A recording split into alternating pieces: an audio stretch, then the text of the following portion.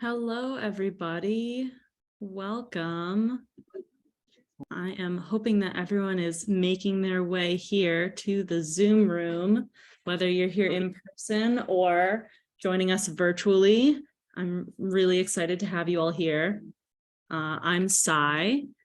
I use they, ze, and they pronouns, and I will be teaching your gender affirming makeup workshop tonight. Alrighty, thank you so much, Sai. All right, we're gonna get started. Welcome everyone to November's Gender Affirming series on makeup.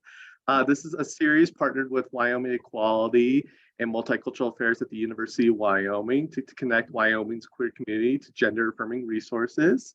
So every month we focus on a specific aspect of gender affirming. And this month we are doing makeup, and that's why Sai is here. We also want to acknowledge that we have folks zooming in from Cheyenne and Casper and all around the state of Wyoming, so welcome. Before we get going, I do have a few things to get us started.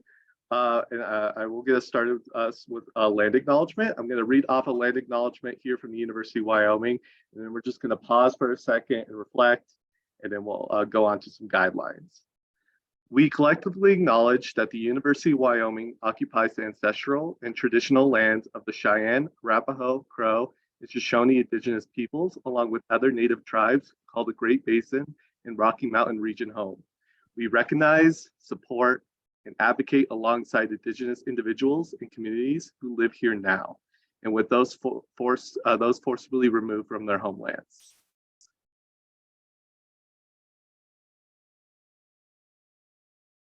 Perfect. And that was written by ASUW, our student government at the University of Wyoming, Senate Bill 2699. So as we get going, we're just going to make sure that we go over some guidelines. We have Maya on Zoom, who is a grad assistant here at Multicultural Affairs. We'll be monitoring the chat in the Q&A section. So if you have any questions, feel free to put those in the Q&A, and we can get them during or after Sai's presentation today. We just also want to make sure if you are using the chat that you are creating a respectful atmosphere and allow everyone to share their voices and to be heard. Please, no judgment of any kind. Don't speak speak over any other voices if you're in a room or a session. Please, no phobia, so no transphobia, aphobia, biphobia, lesphobia, or homophobia. And respect one's gender identity and pronouns. Apologize when messing up and move forward. We really have a no tolerance for any trans exclusionary thoughts. So trans women are women and trans men are men. Please do not make any assumptions about one's identity. Also, it's not just gender identity. And just make a conscious effort to improve vocabulary and remove any gendered, racist, or ableist language. And then just make sure that we are protecting the confidentiality of these spaces. So if you're in a room like where I'm at here in Laramie, we're gonna have the camera off at all times, unless during the Q&A, we can put the camera somewhere if someone who wants to put the video on themselves. And that goes for Cheyenne and in Casper as well. If just make sure that you're protecting the confidentiality of the spaces. Really anything that is said stays in these spaces, and just don't connect names to folks unless you have proper consent. So make sure that they can be referred outside of the room, outside of tonight's event. Cool, I think that's about it. I'm just gonna read Sai's bio, even though Sai, you kind of already introduced yourself. Sorry to jump in. No, you're okay. Sai Bedrick, Zier is a non-binary transgender makeup artist, LGBTQ+ community advocate, and social work graduate student. They have nearly a decade of professional makeup experience and have worked with people of a wide range of experience, gender identities, skin tones, styles, and in contexts ranging from music videos to television, to private clients, and more. Their makeup design work can be found at thefairyeffects.com. Please welcome Sai. Thank you so much, Wolfgang. I am so excited to be here with y'all.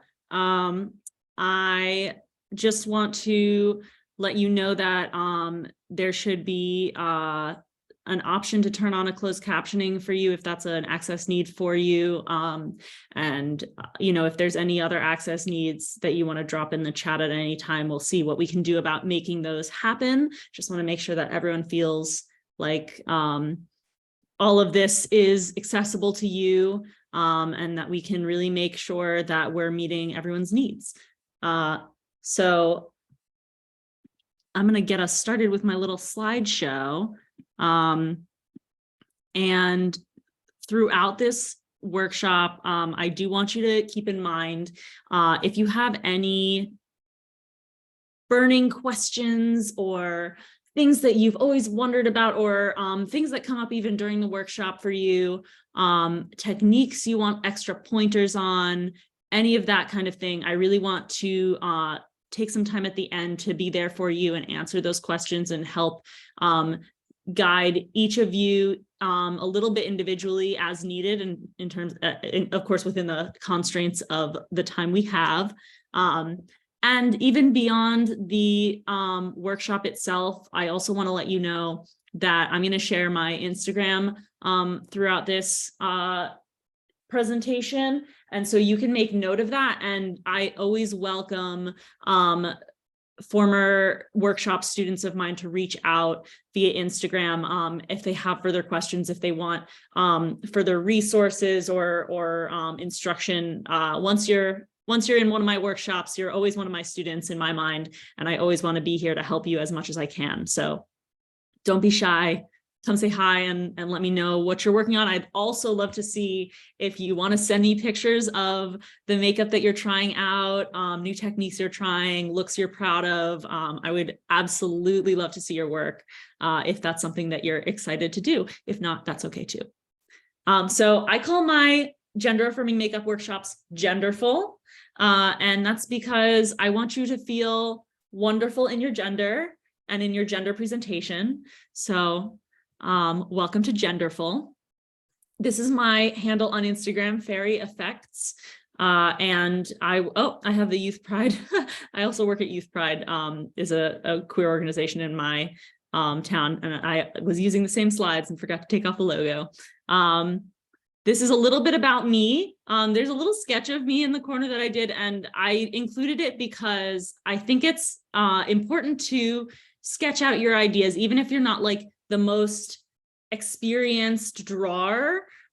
It's really great to sometimes just take the ideas out of your brain and put them on a piece of paper, even before you put them on your face. Sometimes it's okay to also just start on your face, but it can be helpful to sort of formulate what the things that you're imagining might look like in the real world. So just an example of a thing that you can do.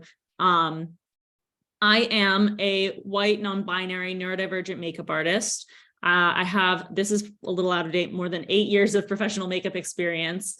I went to NYU for theater. I have a certificate in makeup artistry for makeup designery. And like Wolfgang said, I've worked with a wide range of folks in a wide range of settings.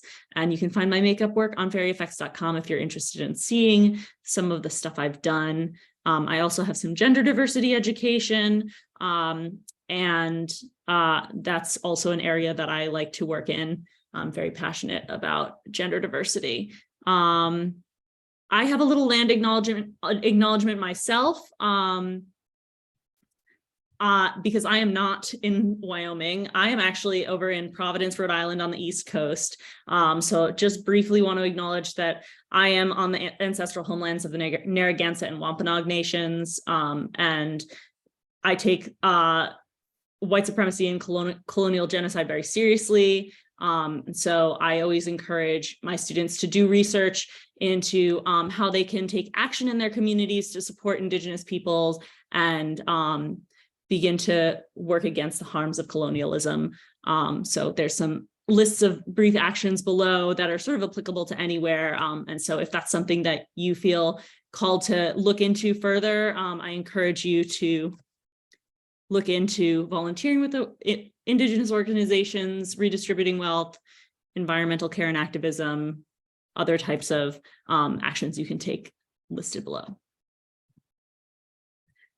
Today, we have a lot to cover because I like to cover a little bit of a bunch of different techniques, because I know that there's a huge range of different students that come to my classes. And it's really important to me to make sure that I cover a little bit of everything each person might be interested in. And then if there's something that we want to go back into and dive deeper at the end, that's something that we can absolutely do. So in the Q&A section, if you're like, hey, I know you covered corrective color correction techniques, and I feel like I want to learn more about that. Can you go back over this section? Or what did you mean by this?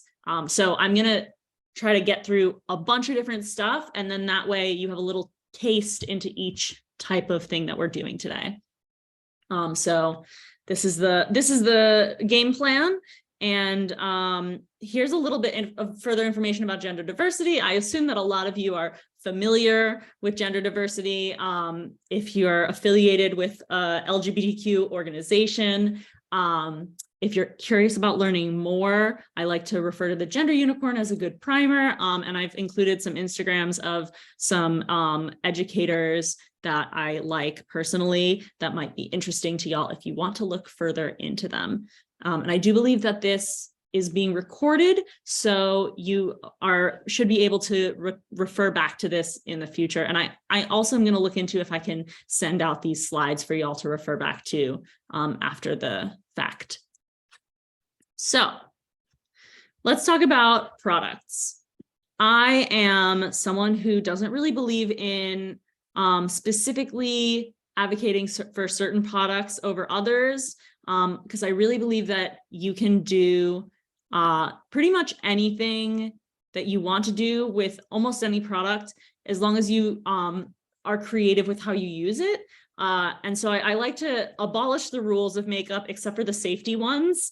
And I like to encourage people to be creative with what they have, because makeup is expensive. And if you can make things work with the affordable items that you have, or purchase items that aren't too expensive, you can absolutely do really great looks and achieve your goals without spending a ton of money.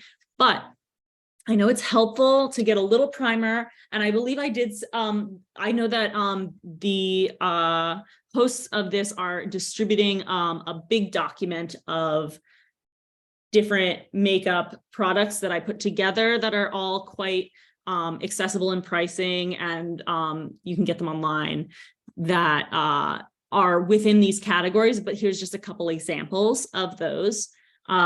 This Tattoo Studio pen I include specifically because it's got multiple tips on it.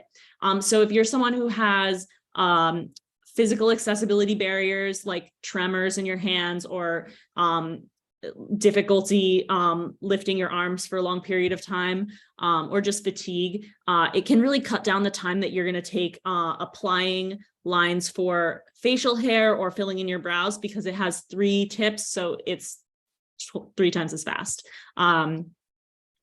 I love this Pillow Talk color from NYX for light to mid tone skin tones for contouring. I would recommend this e.l.f. Cosmetics palette for darker skin tones for contouring, the color on the bottom right. And you can go even darker than that, depending on how dark your skin tone is. The stipple sponges over here, this is something that isn't used in popular beauty makeup that's advertised for general heteronormative makeup users. What it is actually a product that comes from Stage Makeup.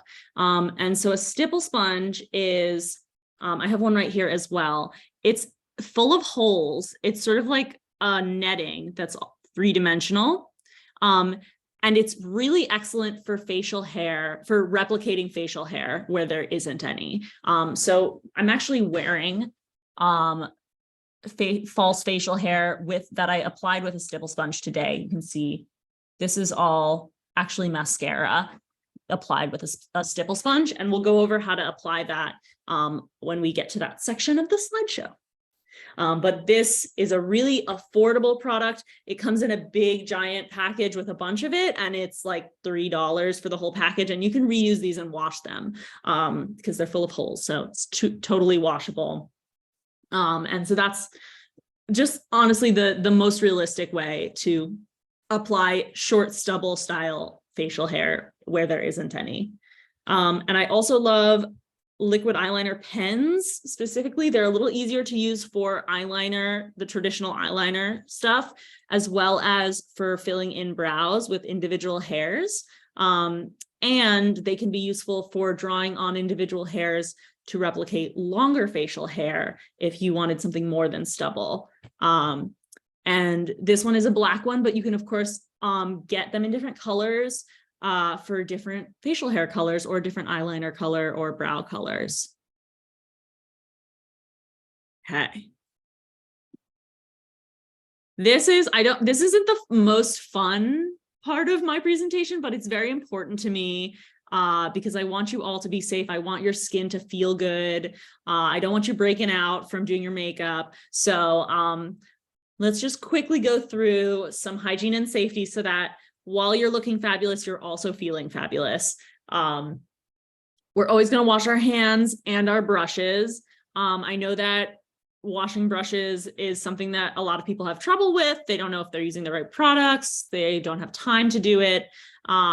So I would recommend doing it as often as possible.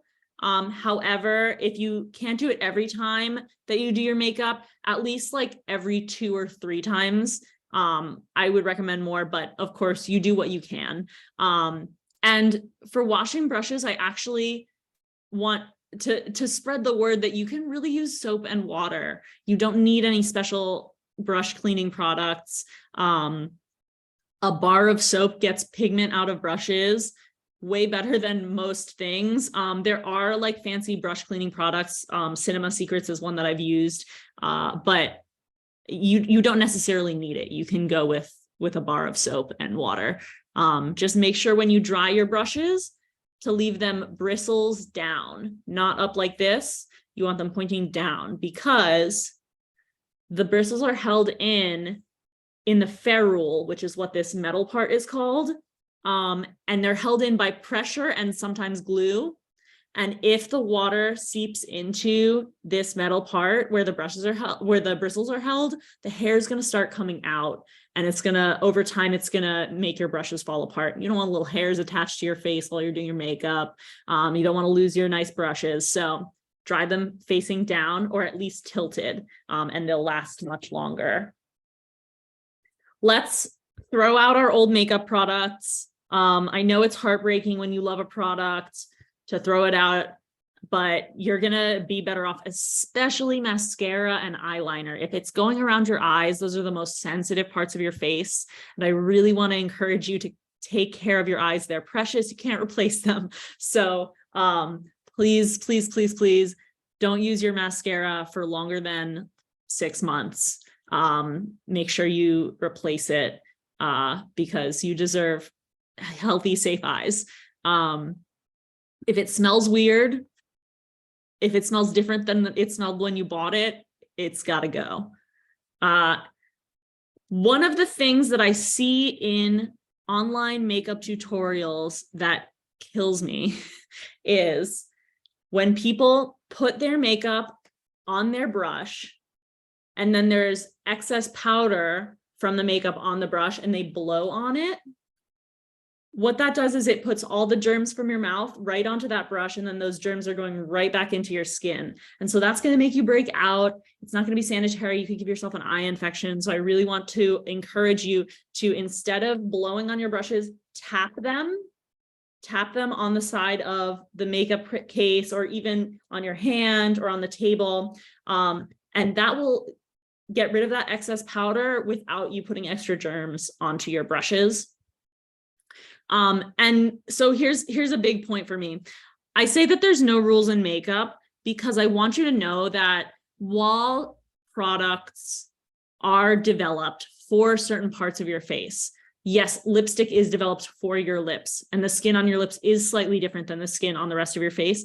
You can break those rules. You can put your lipstick on your cheeks. You can put your eyeliner on your lips, but the only rule when you're breaking rules with makeup is never put something that has been directly touching your mouth onto your eyes, because again, the germs from your mouth, you don't want them touching your eyes. So what I do, because I do have products like eyeliners that I really like to use both on my eyes and my lips, is I will sharpen, if it's a pencil eyeliner, I will sharpen it and spray some isopropyl alcohol spray on it and let it dry in between going from my lips to my eyes. And that way it's sanitized before it's getting to my eyes. So that's what I recommend. The other option you can do is if you have a hand mirror or a little piece of metal palette or even a paper plate, you can use that as a palette, like a paint palette. You can see I've actually already used this one.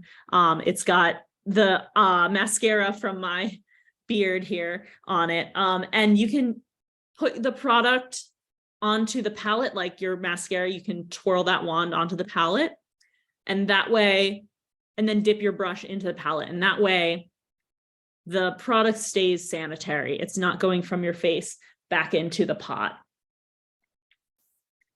The last thing is a little bit more geared towards if you're feeling like doing a special effects look or a Halloween look, just don't glue anything sharp to your face. You don't want to be falling on your way out trick-or-treating and have something sharp glued to your face hurt you. So ideally only put things on your face that are made for faces, but you know, sometimes you're in the craft store and you see some cute glitter and you want to put that on your face. Do what you're going to do.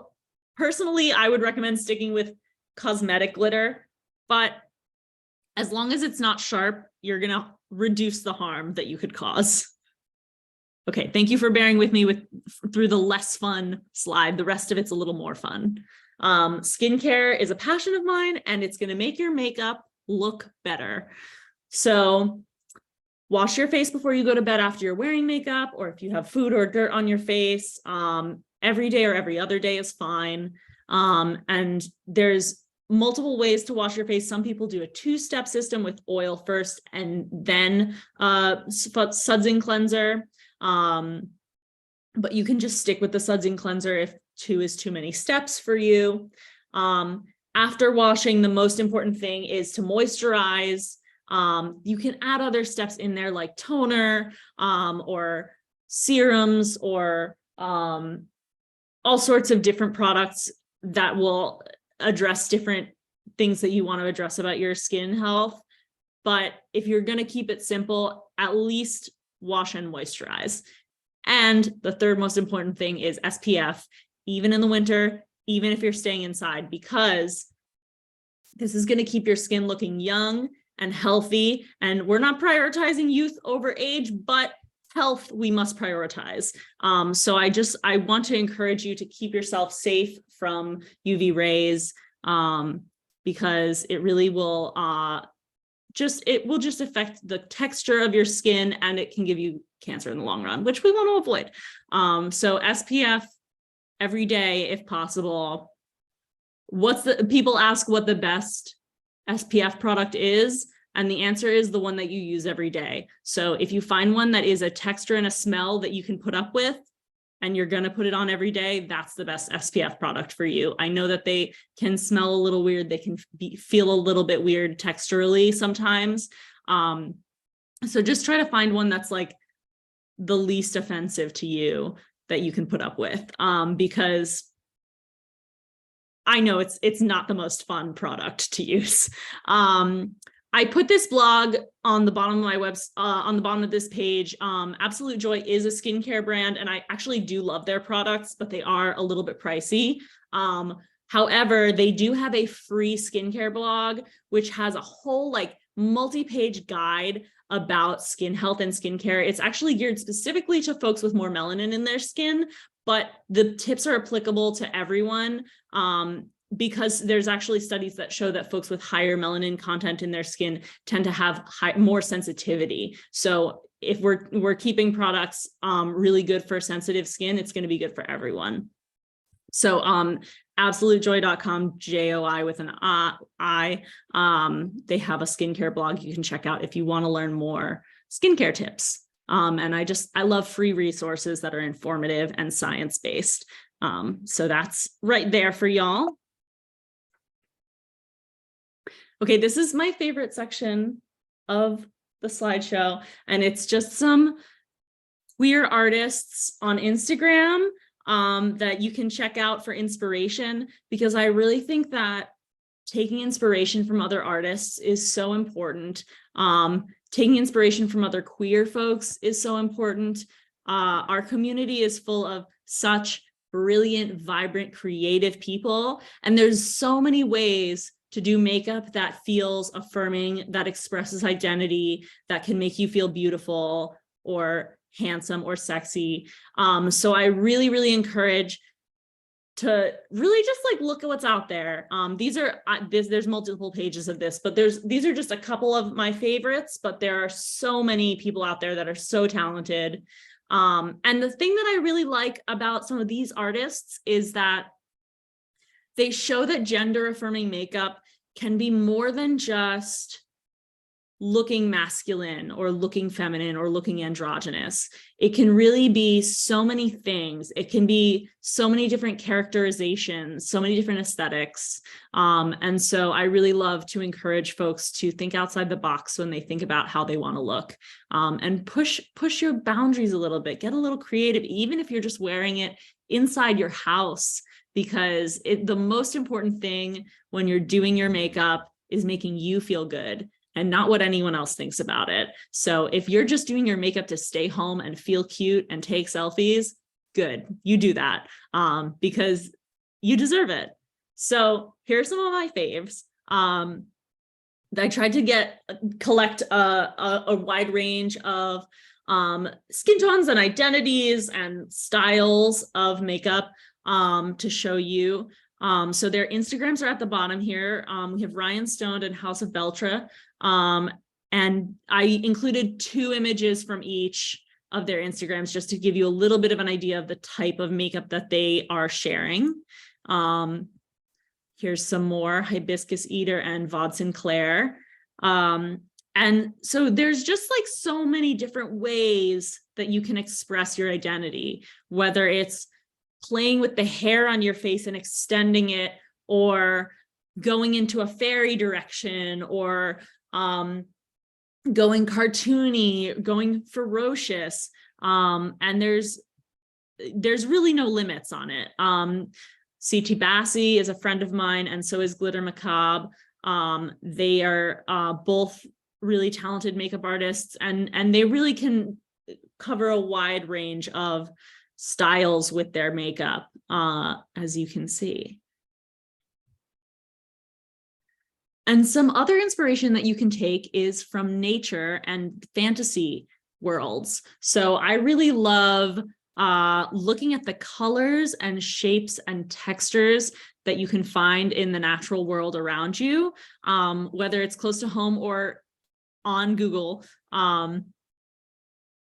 I think that the best color combinations tend to be from the natural world. So if you're like, oh, I really want to do a colorful makeup look today, but I don't know what color combination is going to be good, look to nature, because Mother Nature is the best artist that there is. And as you can see, there's just so many different beautiful combinations of colors and shapes out there. And this is just a small sampling.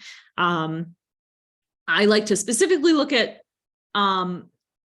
insects, animals, plants, flowers, and minerals, but there's a whole world out there. And in terms of other types of inspiration, I have some images from like fantasy worlds at the bottom here, of different aesthetics. And again, something that I really like to impress upon folks is there are more aesthetics than just masculine, feminine, and androgynous. You know, your gender can feel like an elf. Your gender can feel like a gremlin. Your gender can feel like a fairy. It can feel like a creature that I don't even know exists yet. And feel free to explore what that looks like for you in subtle or overt ways, because I think the sky's the limit, y'all. So as you can see, you know, my makeup today is, I definitely have some like masculine facial hair, facial hair that I consider masculine, but facial hair is not inherently masculine necessarily. And also some like fun, just geometric shape painting, because I felt like going a little outside of the box. So just as an example. Okay. Corrective color theory. This looks a little overwhelming sometimes for folks. So I really want to bring it back to kindergarten, or maybe first grade. I'm not sure when they teach this anymore. But if you think back to when you were a small youth in elementary school at some point, and you were in art class, there's almost always a point in folks' art education where they get to learn color theory, or at least the color wheel, Roy G. Biv, the colors of the rainbow. And so on the left here, you can see I have a color wheel with complementary colors pointed out with a line through the middle. So the color wheel is going to be your best friend when it comes to color correction makeup. And what color correction makeup means is if you have a color on your face, on your skin, that you want to cancel out, that you want not to be visible. So for some folks, they have dark circles under their eyes and they want to cancel out those dark circles and make it bright. For some folks, they get redness and splotchiness from irritation or rosacea, and they want to cancel that out and make it even. Some folks have hyperpigmentation where it's darker in some areas of the face than others. And the same theory for hyperpigmentation works for covering 5 o'clock shadow of facial hair.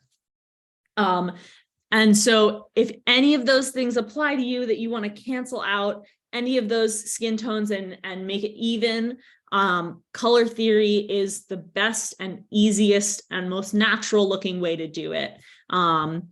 So complementary colors, just a basic refresher, are the color opposite each other on the color wheel. So if you look at your face and you have dark circles under your eyes and you want to cancel those out, often dark circles come through the skin in a slightly bluish or purplish tone.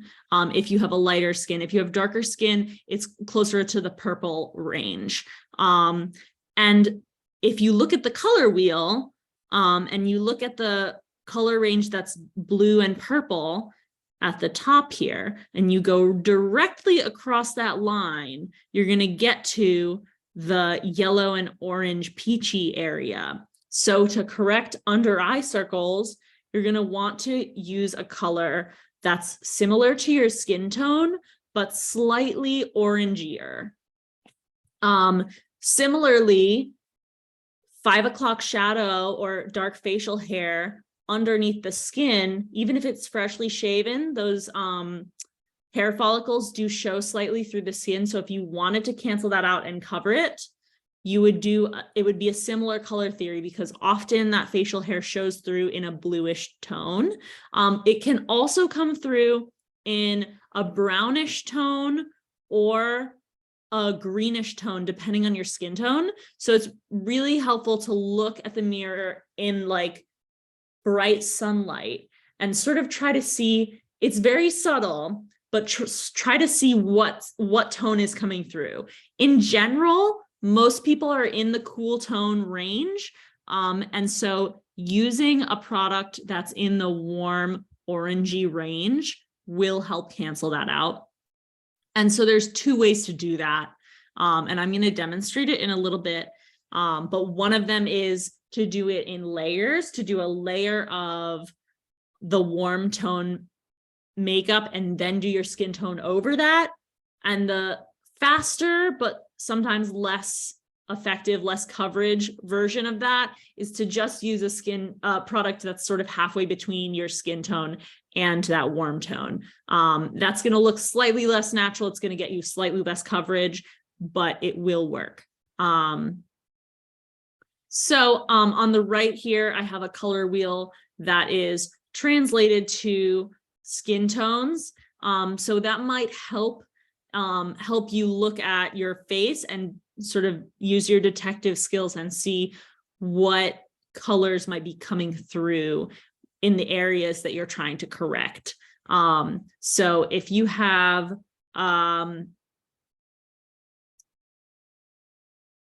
the bluish undertones from your facial hair, for instance, you're going to look down this line on the blue section.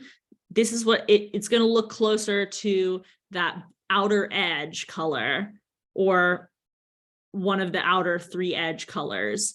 Then obviously then the primary are color theory colors in the middle. With redness, you would correct it with green because that's what's opposite that on the color wheel. So that's the basic theory. Let's see it in practice. Now, I put together some videos of how this technique is done, just so that I could also wear a look and look fabulous and teach the class and also demonstrate things. But also because some of these techniques take a while and there's parts of it that I do want you to focus in on and parts of it that we can speed through. So at the beginning of this video, I'm pointing out areas of redness on my face that occur naturally. I tend to flush red in certain areas because I have very sensitive skin. Around my nose, you can see that pink tone. On my chin, you can see that pink tone. And so what I'm going to do is I'm going to take this product.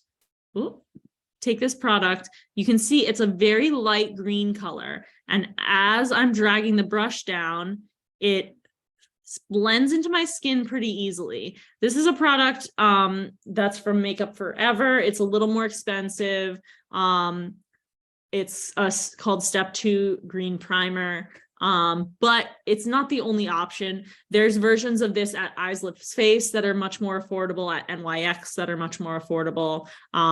It's just what I had in my professional kit. But any product that has a greenish tint like that is gonna cancel out your reddish tones. And we want to adjust it for different skin tones as well. So if you have a very deep, rich, darker skin tone, this product is not going to be the right one for you. You're going to want to use one that's a deeper tone green.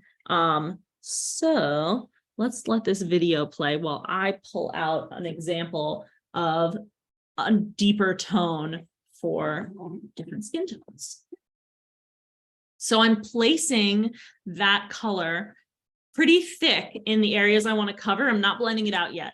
So I like to place the color heavily on the areas that I want to focus it so that I can really make sure I'm putting it exactly where I want it and make sure it's heavy enough to cancel out those tones, and then I will blend it out.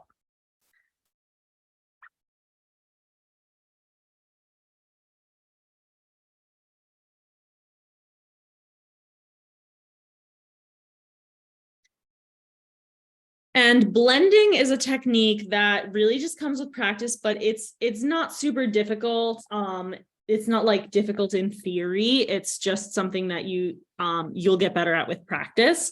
So I really recommend just trying it. Really, the best way to blend is going to be to make little circles on your face with your brush. And it doesn't have to be hard. You can really be very gentle with it. If you're doing your makeup in an area where you only want to paint that area, you can do little strokes like this that you see, or you can even pat the brush on your face like you're playing tiny little drums. And that will keep that color focused. And as you can see in the end of this video, this green tone blended out into my skin and really canceled out that redness. And the other thing about doing correction makeup is that you don't want to put that corrective color where you don't want correction. So if you put a green tone on an area that's not red, it's going to end up looking a little too green. So really try to keep that color right where that redness is, or where that color that you're correcting is. So I am actually mixing a color to demonstrate for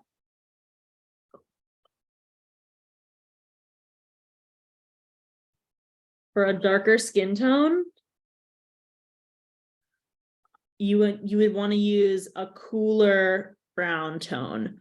And by cooler, I mean more in the blue and green range to cancel out redness in darker skin tones, although it's a less common issue in darker skin tones. So here's a brown that's sort of greenish. It's a little cool, and that's gonna be an example of a color that would cancel out redness in darker skin tones. Right, let's move on to correcting darkness or hyperpigmentation.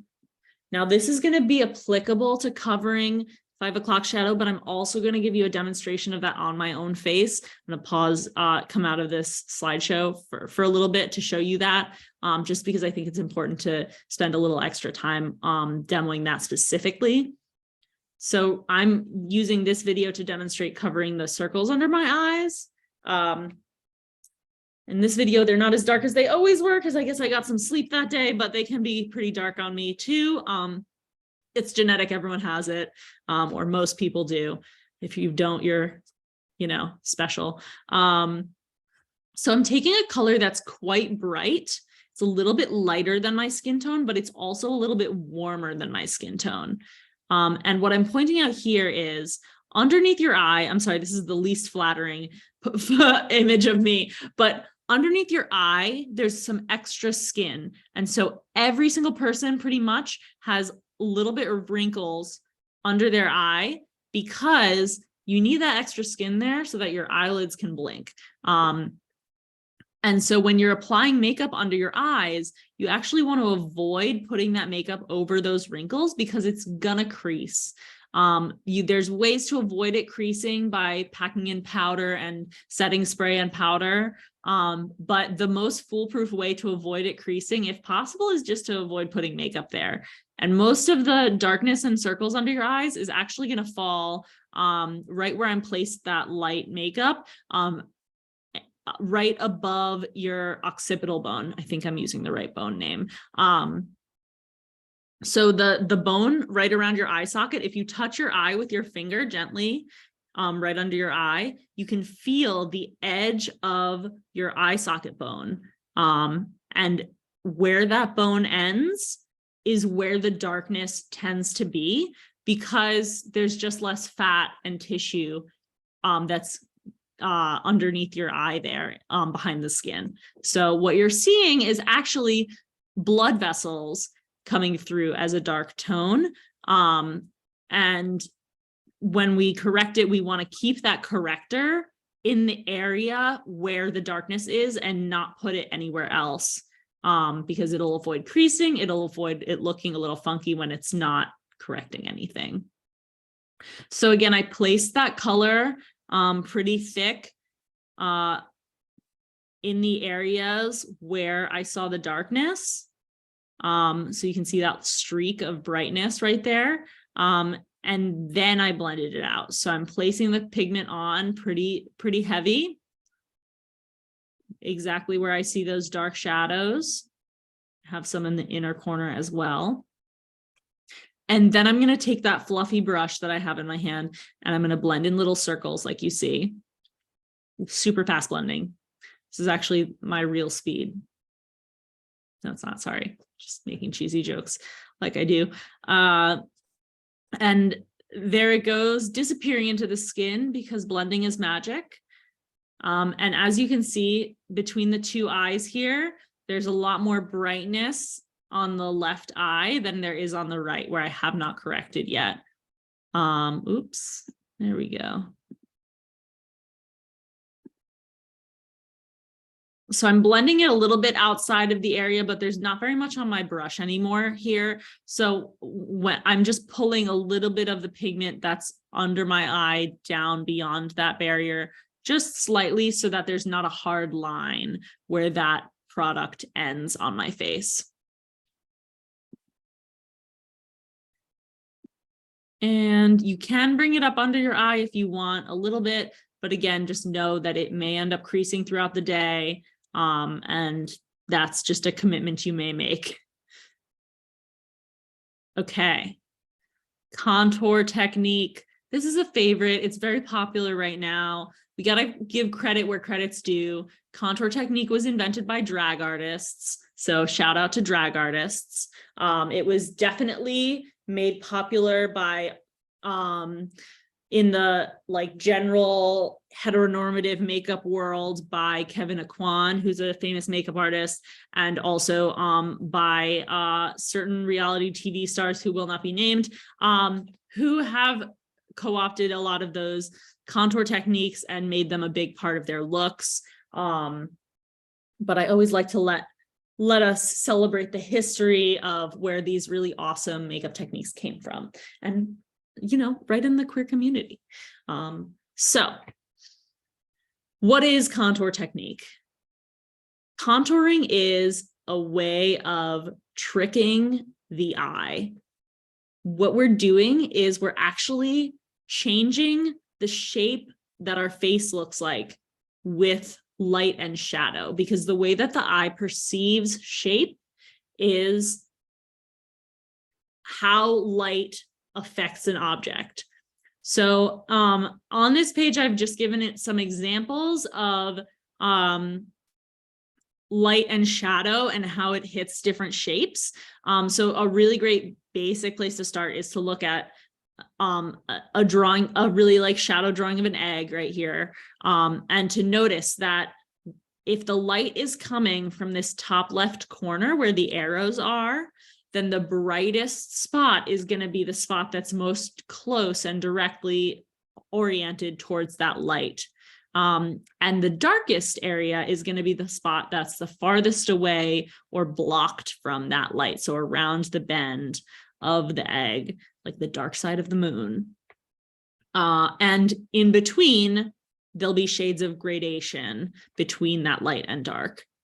A great thing to reference for face shapes, as well as for the way that light and shadow play on a human face, is this sketch. I picked it because I think that the light and shadow are so intense that it's a really a more easy thing to look at than if it was more subtle. So as you can see in this image, the light is strongest on the top of the brow bone and on the tops of the cheekbones, as well as certain areas on the chin and upper lip that are actually facing the same direction as the brow bone and the cheekbones. So what this is telling us is that the light source is coming from above and in front of this person. So because of that, because the cheekbones are curved, just like the egg, underneath the curve, we're going to see the darkest areas. Underneath the curve of the brow bone, we're going to see those dark shadow areas, just like under the lip and under the chin and jaw. That's where the darkest parts are going to lie. So how does this translate to contour? Well, if you are contouring your face, you can do so many different shapes. You can use contour in so many different ways to transform the shape of your face, if that's something that you want to do. And you're going to use these principles to guide what you do. So if you want your cheekbones, for instance, to look higher and sharper, you're going to place that contour underneath the curve, and that'll deepen that curve visually. It'll make it look like underneath the cheekbone is sunken in more. If you want your cheekbones to look sharper on top, you can put highlight or a bright color on the top of the cheekbones, just like this person in this drawing has. Very bright area on the tops of the cheekbones. A technique that I often recommend for what society deems as masculine faces, our Western modern heteronormative society, is a deepening of the brow bone. So as you can see on this image, this face has a very prominent brow bone, and a lot of people interpret that as masculine. I don't like to call things definitively masculine or feminine, because I think anything can be masculine or feminine depending on how you feel about it. And those are societally constructed concepts. So I'm sure many of you are aware. But I might refer to things throughout this process as what our society considers masculine, or what some people might consider feminine, just so that we can just get some clarity on what categories different techniques might fall into, if that's helpful to you. But if it's not helpful for you, you can just feel free to focus on the techniques themselves and totally ignore these qualifications that I am putting on them occasionally. So in terms of the brow bone, you can see that there's some darkness right right between the eyebrows, where those eyebrows would meet in the middle. There's some darkness because that is a curve away from the light. And there is darkness under the eyebrows because they're being blocked from the sunlight or from the light source. And there's brightness across the top of them because that area is actually facing the sun more. It's jutting out more rather than being a straight up and down shape. And so that's a pattern that you can mimic on your face. If you want to make your brow bone look more prominent, you can paint some, well, there goes one brush. I don't know if anyone saw that. We can pretend we didn't. Can paint some darkness in between your brows, right where that curve would occur, whether or not you have that curve. You can paint some darkness underneath your brows, and then you can paint lightness above your brows. And you can even bring that darkness around the edge of where that brow bone would jut out, whether or not you have that actual shape on your face, because that's the magic of contouring. On the right here, I have some contour and highlight face charts. And so what these are is literally just a Google image search that I screenshotted, just as an example of the many different shapes that you can utilize to change the shape of your face, if that's something that you want to do. And if you're curious about different shapes of contour, there's so many examples out there, and you can utilize them to inspire the shapes that you use on your face. Whether you're going in a masculine direction, in a feminine direction, in an alien direction.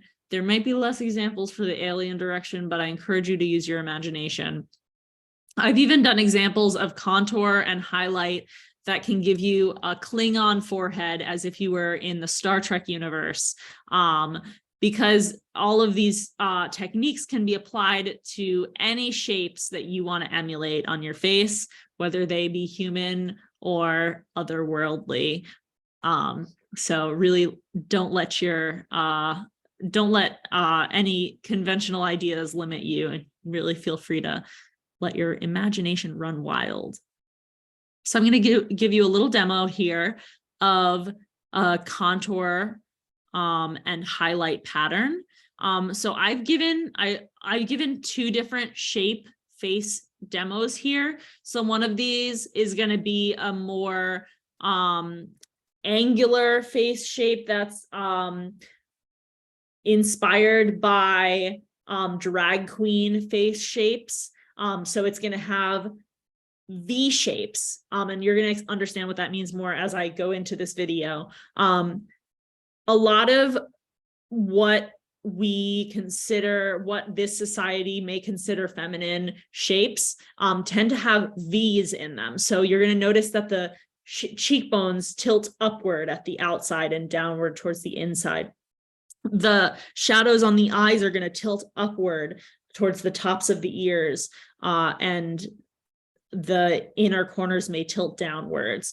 And that V shape is something that is helpful for understanding the types of shapes that you're emulating, if that's a style that you want to do on your face. And then another video here is going to be a more what we may consider masculine shape. And that's going to be more angular in a boxy way rather than in a V way. So there's going to be sort of more corners involved, and there's going to be more horizontal and vertical lines rather than diagonal lines in that. And so that differentiation between vertical and horizontal and diagonal lines is a helpful way to sort of consider what direction you may be intentionally taking your contour shapes in. But you can always mix and match those shapes, and really just feel free to go wild with it, because there are no rules. So let's get into it. One of the things that I really encourage is looking at your face in the mirror and looking at the colors of the shadows. So I'm pointing out where the shadows are naturally falling on my face with my palette knife, and I'm looking at the color of them. And on me, it's a sort of grayish, brownish tone. And so I'm picking a makeup color that's similar to that grayish brownish tone of the natural shadows on my face. I want to encourage us to avoid warm tone makeups for contouring. If it has orangey or reddish or yellowish colors in it, it's gonna look unnatural in your contour on your face. If you want to go unnatural, that's totally cool. But if you're going for something natural, you're going to want to go in a cooler tone direction. So more in the gray, blue direction. Of course, it will be brown, because if you're doing a natural skin color, all of our skin colors are various lightness and darknesses of peach to brown. So the shadow color is going to be a grayish brown, darker for darker skin tones and lighter for lighter skin tones. Now you can use any type of brush for this. I like to use either a fluffy brush that's got a dome top, like the one on the left, it's sort of the shape of a fingertip, or an angled fluffy brush like the one on the right. And the angle is going to give you a little bit more control of where the edges of your contour goes. And the dome top is going to give you a little bit more of a natural blend. So depending on whether you want to be like unnaturally snatched or naturally blended out, you can choose your brush based on that. But you can also achieve either look depending on how you use your brush. So I'm going to take that color that I picked out of my palette that looked similar to my shadow tone. I am taking it off of my palette knife because I like to keep my palettes of makeup sanitary for use on other faces. And I'm putting it onto my brush. And now I'm painting it into the area that I want to deepen the shadows. So in this look, I believe this is the V-shape, quote unquote, feminine shape makeup look. And as you can see, the line starts up higher towards the ear and comes down towards the tip of the nose. And I did curve it a little bit to give more of an apple-shaped cheek, because I have a very narrow face and I felt like maybe making my cheeks look a little rounder in this look. As you can see on this eye contour on the top that I've done, again, it's mimicking the same angle. It's going from the tops of the ears, or even where the ends of the eyebrows come down to that lash line in the direction of the bottom of the nose. And so that diagonal line again is creating a different shape on my face. I'm also putting some contour on the edges of my forehead. That makes your forehead look a little narrower because it's going to make the sides look sunken in more and make the front look farther out. It's not necessary. It's just something that I tried out. And then as you can see, I am blending that shadow. Now here's a trick that I think is really mind-blowing for some people, and it really can change the game in the way that you apply your contour. When you apply your contour, I want us to remember this important rule about the way that light works. When you shade, With a dark tone, we're shading up. And when you have a bright highlight color, we're blending down. So shade up, light down. And that's going to make it look much more realistic. So if you notice, if you pay attention to the way that I'm blending this line that I laid down, no, not that one. I am keeping my brush above the bottom of that line. I'm not blending below that line. I'm keeping that pale skin tone clean under that line, and I'm only blending in circles that go from that line to above that line. So below that, it's going to be bright. And that's going to be a more realistic way of doing light and shadow on your face, because that's how light works. The shadow blends upwards towards the light, and the brightness blends downwards away from the light, because the brightest areas are going to be closest to the light, and the darkest areas are going to be at the bottom farthest away. And so if you want it to be a really clean, impactful highlight and contour look, I like to keep really clean lines at the bottom of my contour. If you want it to be a more natural, less discernible contour look, then those lines don't need to be as clean. It can be a little more blended out.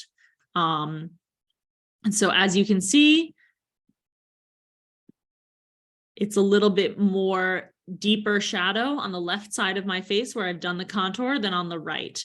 It makes that cheekbone look a little sharper, and it changes the shape of that eye area a little bit. So now I've done that contour on both sides.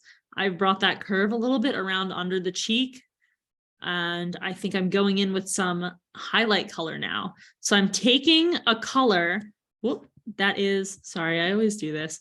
I am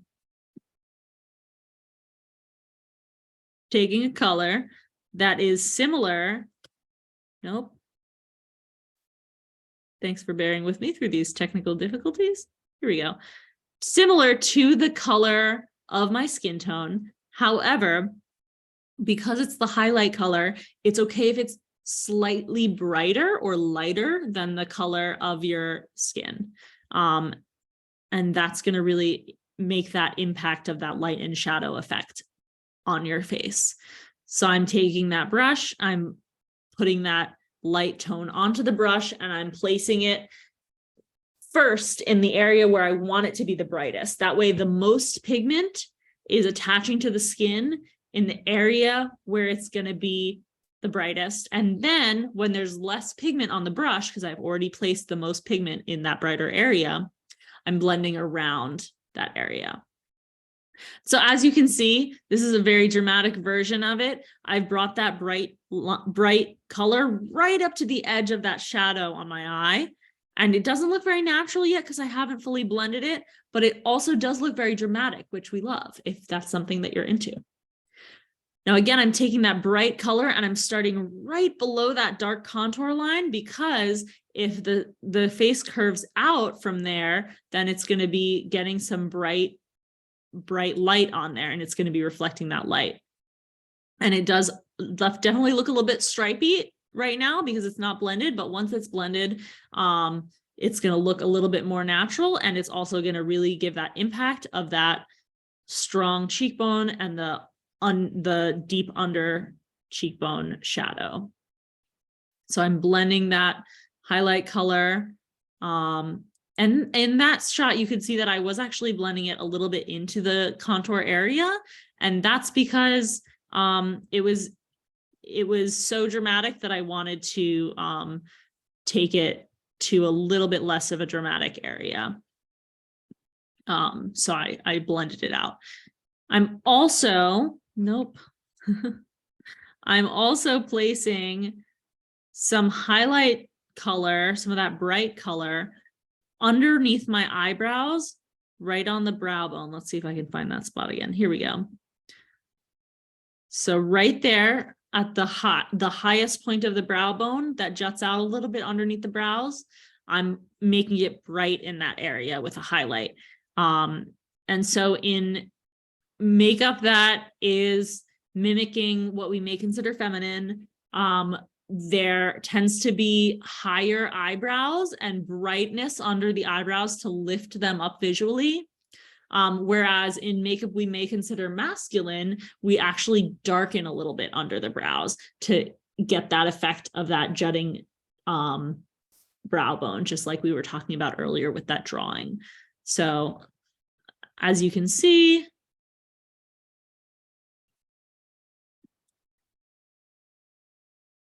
once that highlight is blended out on my eyes, the brows look very high and the brow bones are jutting out visually because of the highlight. Okay, let's take a deep breath and let's move on to the next contour, which is going to be a more horizontal and vertical shape contour pattern with more corners and less diagonal lines. So in this one, and this is a shape that some people may consider masculine. I personally like this shape on my own face. I think it's a fun detour from my often very narrow and pointy face to something a little bit more boxy. So I'm pointing out natural shadows on my face, but I already have some contour on my brush here. And as you can see, there's a little bit of a corner in this area right underneath my cheekbone. So there's a line underneath my cheekbone that goes towards the nose, and then it actually takes a sharp turn and goes down towards my jawline and creates a little corner there that's sort of pointing like an arrow towards my nose. And so that's going to create that angular shape when we blend it out. So I'm deepening that corner, and you can see a little better in this shot, that sort of square corner shape that I've painted on.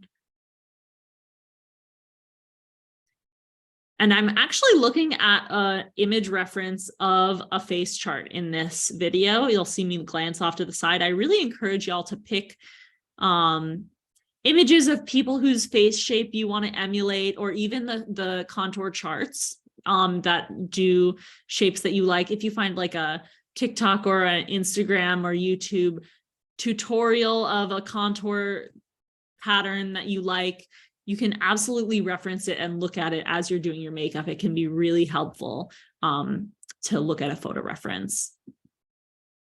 So I'm doing the same thing on the other side, but if you notice, I'm a little bit uneven. It's a little bit higher on the left and lower on the right. And what I'm doing is I'm checking in the mirror and turning my head in different directions to see if it is uneven. So I really recommend pausing as you're applying your makeup partway through the makeup application at different points, and just look at your head, look at your face by turning your head in different angles and really see how the light's hitting, what those shapes look like when your head is at different angles. Look down, look up. And that'll give you a better idea of how it's going to look in the real world and not just on a screen or in your mirror. And it'll help you figure out how to make it more even and symmetrical if that's something that you're going for. So I'm deepening my temples a little bit, and I'm actually painting a line straight across the top of my forehead to emulate a angled jutting out brow bone, because it would be farther back and more shadowed here if the light source was here. The brightest area is here, and it gets darker as it goes back around the curve of the forehead. Now I am changing the shape of my chin. As you can see, I put a little cleft in my chin, just to see what that looks like. And I'm actually putting some contour dark shadow color underneath my jawbone. And that's going to make that jawbone pop a little bit more, make it look like a really strong jawbone. And so that's a fun thing to do if you want to strengthen the look of your jawbone, make it look more jutting out, more visible. I'm doing some blending, as you can see. Anytime that I have that color placed and I'm flicking at it with the brush there a second time, it's because I am blending it. And now you can see that cleft chin that I painted in is a little bit more blended.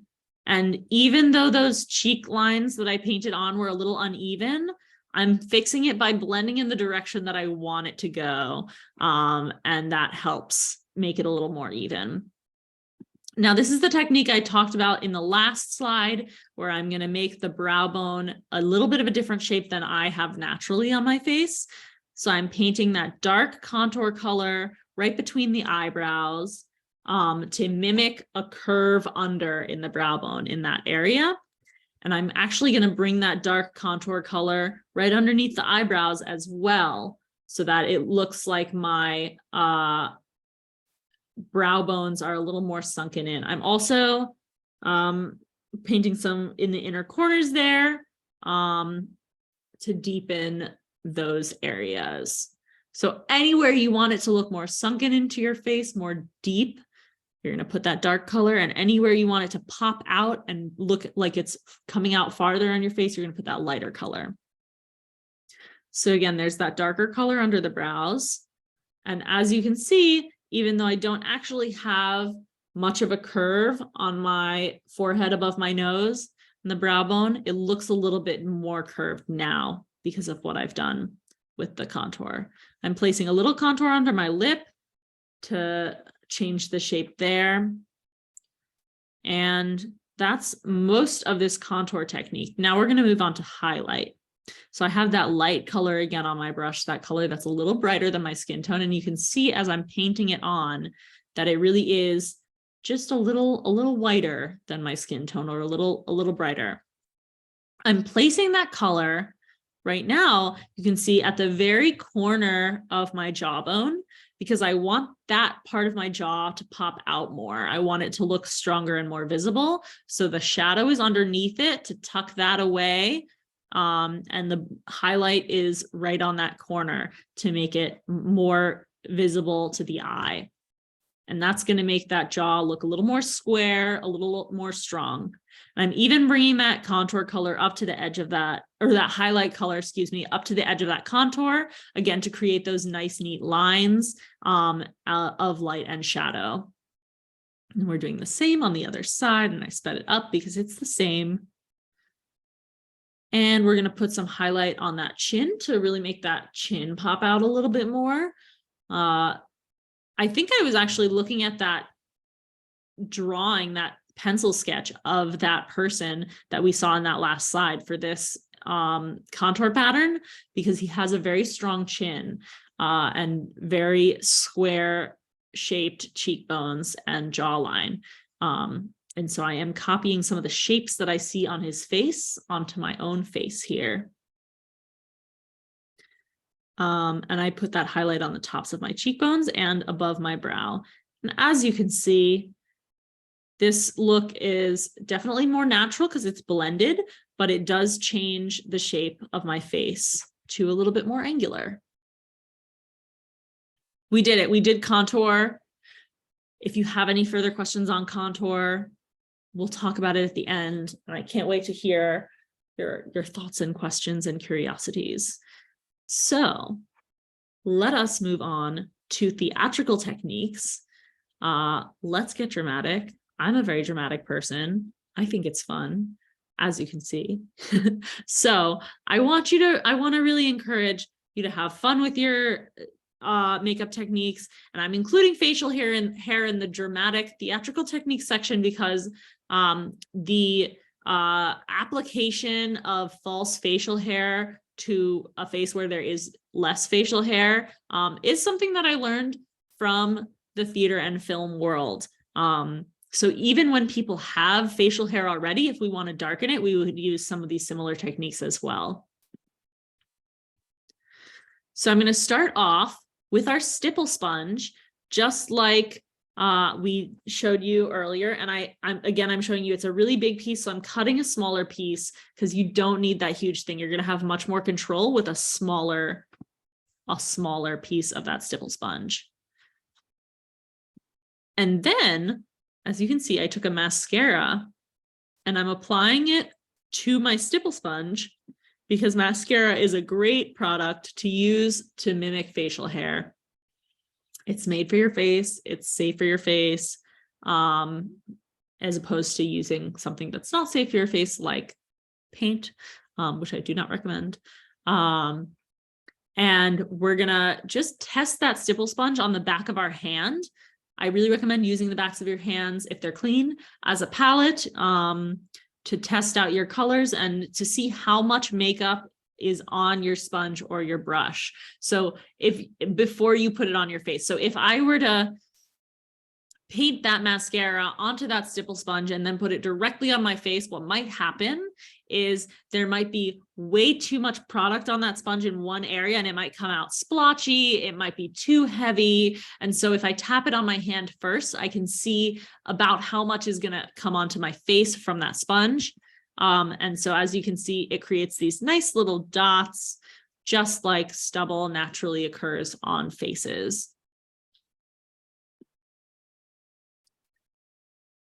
So I'm taking that sponge and I'm actually squeezing it, if you can see, with a lot of my fingers, because above the lip is a very narrow area. There's not usually a lot of space there on most people's faces. So I'm taking that sponge and I'm squeezing it so that there's less of it actually touching the face when I apply, as opposed to using the whole side. You can cut it down and use a smaller sponge. That's totally an option. Or if you're a little bit lazy like me, you just want to use the same sponge for everything, you can just squeeze it and manipulate it into the size that you want, and that'll work just as well.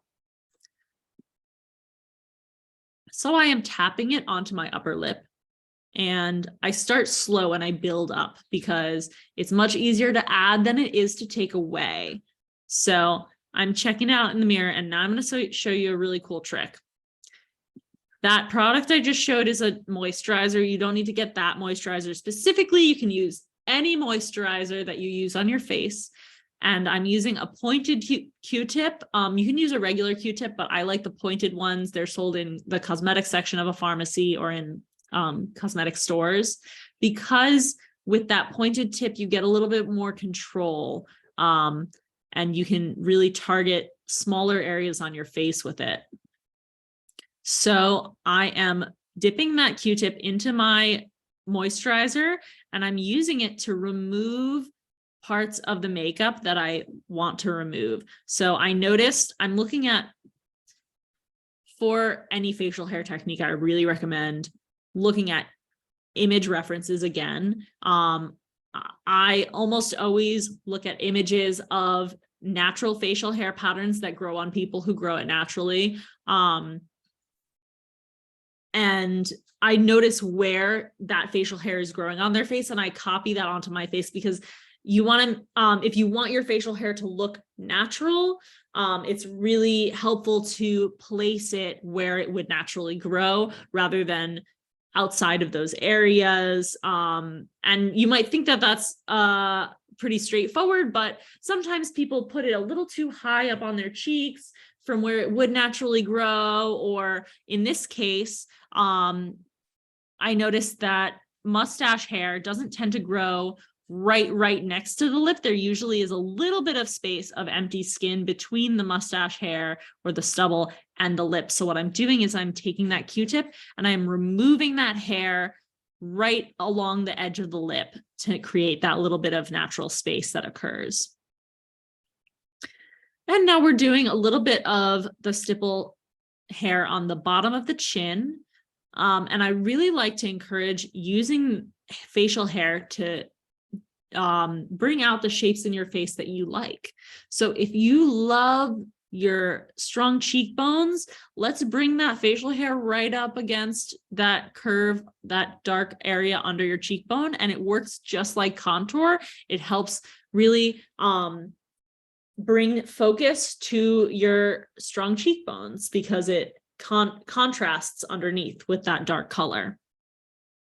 If you love your strong jawline, or you want to make your jawline look stronger, let's place extra dark color along the bottom edge of your jawline with your stipple sponge. We're going to place extra taps of that stipple color, that facial hair, right along that jawline, and that's going to really emphasize your jaw shape. I want to just go back to another removal demonstration that I have here. Again, it's the same technique with the Q-tip, where I'm dipping it in the moisturizer. And if you don't have moisturizer on hand, you can even use water, but moisturizer will give you a little bit more slip, a little bit more lubricant. And I'm actually tapping because I don't want to wipe away in that area, because there's a lot of little dots that I don't want to smudge. So I'm tapping and I'm poking and twisting, and that's going to remove a very small area of makeup without smudging the makeup around it. Now I'm taking actually some of my foundation color, and I am reapplying that to an area I removed makeup, just to really re-even out that skin tone, which can help if you have a lot of foundation on that's really changing your skin tone in any way and you want to keep it even.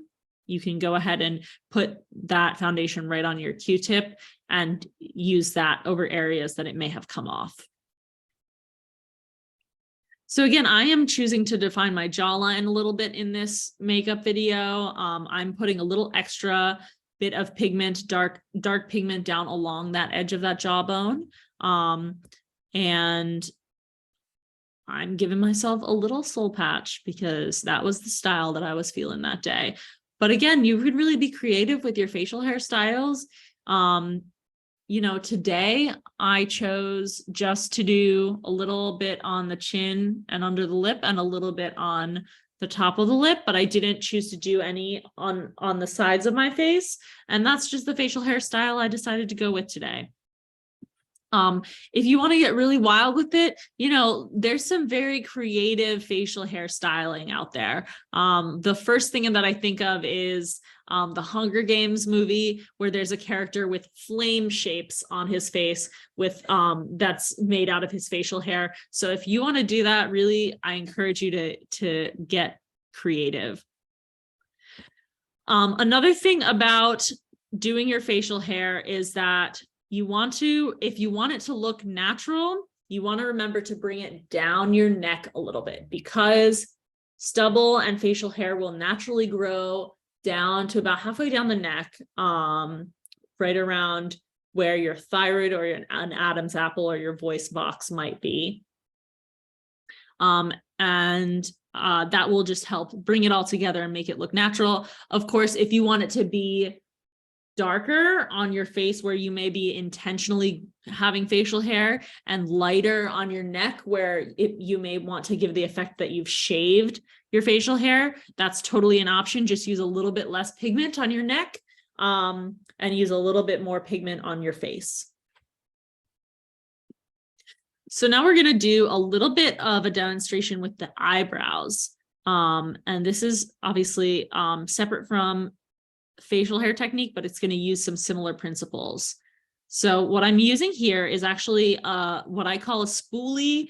Some people call it a mascara wand, and it's a completely clean mascara wand. You can put a little brow gel on it to keep your brow hairs in place. And these are actually free if you go to a makeup counter. They're there for sanitary sampling, and I really don't think anyone will mind if you take one home with you, because they're there to be used for free anyway. You can also, if you have an old mascara that you're getting rid of, you can just break off or cut off that mascara wand from inside of it and wash it off, and then you have a mascara wand. And so using a clean mascara wand for your makeup, for your brows, is really going to help you brush them out. Those little hairs on that wand are going to grab the hairs on your eyebrows, and they're going to just brush them right in the direction that you want them to go, wherever that may be. So Just plug in my computer so it doesn't die on me. So now I'm taking one of those products that I actually mentioned at the beginning. This is a liquid eyeliner pen. This one has tiny little brush hairs as the tip rather than a felt tip, which can be a little bit more of a fine line than a felt tip, but a felt tip will work just fine as well. And I'm using it to fill in, sorry, just one second. Okay. I'm using it to fill in any areas where I want more hairs on my eyebrows where there aren't any. So if I have, and everyone has naturally like different thicknesses and thinness of hair on their eyebrows in different places. So if there are areas where I feel like I want to have more eyebrow hairs, I'm really just drawing them on. So I'm going to just show that one more time. I'm drawing those eyebrow hairs on with my pen and just adding them in, and now there's more hairs there. And then I'm taking my Q-tip and I'm just lightening up the bottom edges of those hairs, because as you can see, when I first drew them on, the bottom edge, right where the pen first touches the skin, is going to have more pigment because there's the most pigment on there, and it's going to get used up as you drag it across that line. And so if I want the root of that hair, that fake hair that I'm drawing on, to be a little bit lighter, I can lighten it up with the same technique we used before with the Q-tip and the moisturizer. And I'm remembering to drag that Q-tip in the same direction as the hair, because that way, if that pigment smudges, it'll smudge right over that line and it won't smudge the line out of place. So as you can see, the hairs are going in a curved direction away from the eye and into the direction of my hairline. And I'm moving that Q-tip in that same direction. And so I'm doing the same thing here. I'm just adding in more lines wherever I want to thicken my brows. And so this is going to be the most natural looking way to fill in your brows, in my opinion. There are other ways of filling in your brows. You can use a shadow and just shadow in, which will fill in gaps between the brow hairs that you naturally have. And that's totally an absolutely valid option for darkening your brows. It's going to look pretty natural depending on the color you use and the light that you're in and how close people get to your face. I love doing the tiny hairs technique because I like how it looks and I like being a perfectionist. So that's the one that I choose to do most of the time, but it's absolutely an option to use an eyeshadow that's a similar color to your brow hair and just brush that in to your brows as well.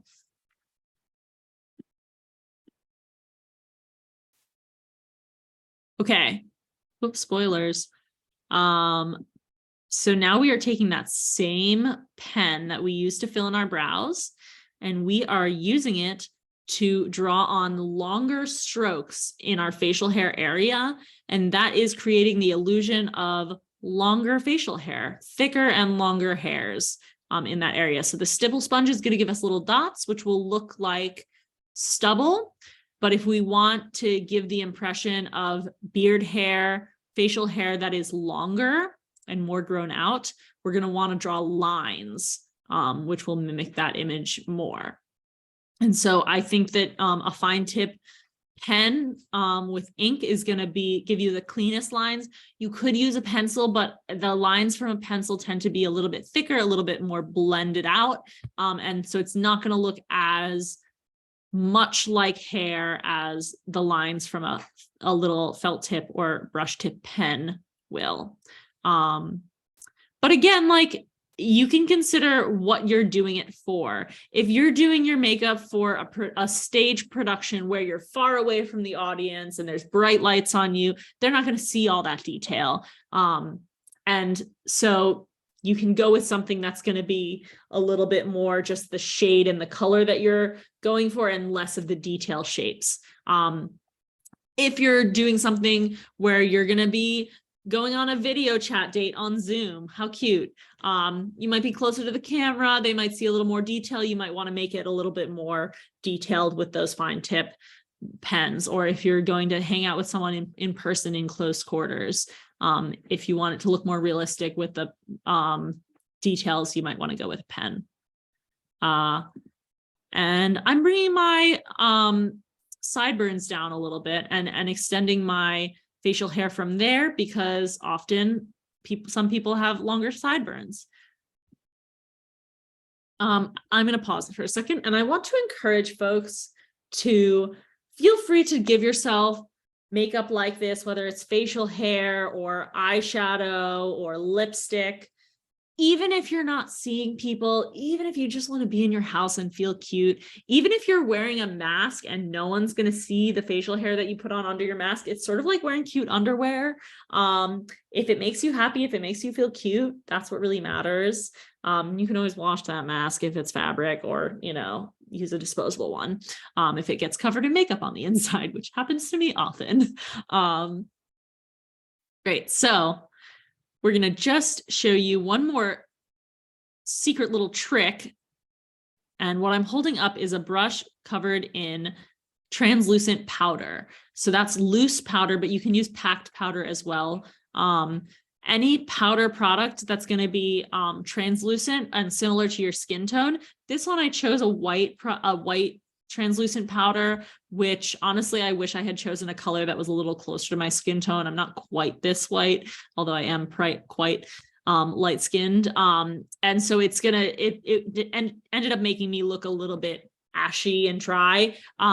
If I chose a color that was a little warmer, a little closer to my actual skin tone, it would have looked a little bit more natural, but you'll see. So I'm taking that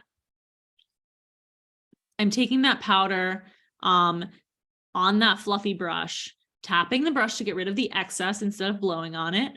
And I am tapping that powder over my facial hair that I've drawn onto my face.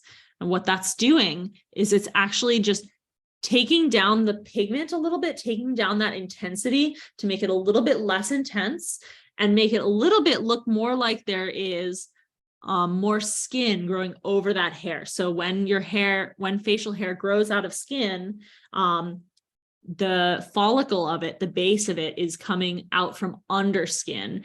And that's going to have an effect of the color of the skin is going to block the color of the follicle of the hair a little bit. So it's going to be a little lighter in certain parts of it because that skin is covering. And generally our hair tones tends to be darker than our skin tones in most cases naturally. And so I like to, after I place stubble or facial hair, just do a little powder over it with a translucent powder similar to my skin tone. And that tends to blend it into my face a little bit more, make it look a little more natural. And the added bonus is that powder is going to help keep that makeup set and stuck to where I want it to stay on my face for longer. Excellent. So that is adding facial hair. I want to take a moment and actually do a demonstration of covering facial hair, because I didn't include a video of that because I actually like to do this live. Because I think it's, for some reason, my opinion, I think it's helpful to do it live. So I'm going to come out of my video. I'm placing some mascara on my mirror / palette here. I'm going to stop screen sharing so that you can see my face a little bigger. And I'm taking my stipple sponge and I'm taking my palette with my mascara. I'm tapping my stipple sponge into that mascara, and I'm going to just place a little bit of light facial hair here on the side of my face, just so that I have something to cover for you. Because this facial hair is a little darker than it would be if it was shaved. So I want to give you a little bit lighter facial hair so that we can give a realistic demonstration of covering it. Okay, so now I have my 5 o'clock shadow here on the side of my face. As you can see, it's a little bit of stubble. Now I want to cover my 5 o'clock shadow. So I'm going to take, just like we learned in our contour section, in our color correction section, I'm going to take my color correction palette You don't need a palette like this. This is a pro palette. It has a bunch of different colors for different skin tones.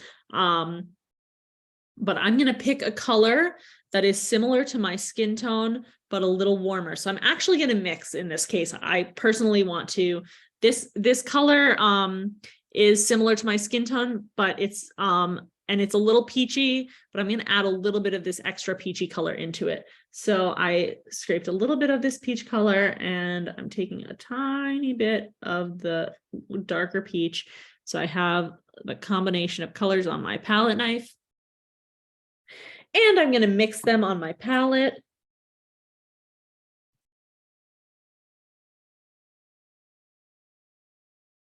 Okay, great. So I have right here the mix of those two colors. Sorry, it's kind of trippy when the mirror shows what my screen shows. So there's that mix. It's a very peachy color, and you can tell it's a little peachier than my skin tone. Now I'm going to take a fluffy brush. You can use a bigger one than this. I would actually recommend using a bigger one than this. So let's get a bigger one.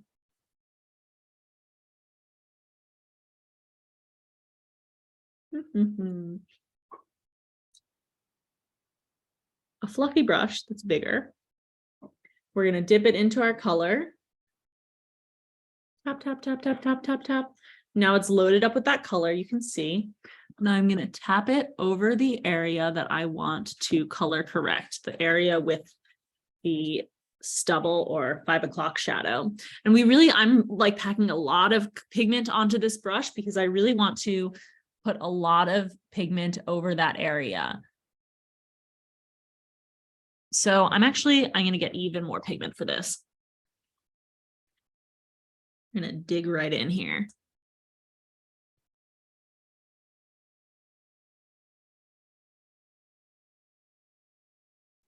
So I mixed us a little more. We dig into more pigment, and I am really packing on a nice thick amount of pigment. As you can see, it's a little orangey for my skin tone, and that's okay. That's actually what we want in this case.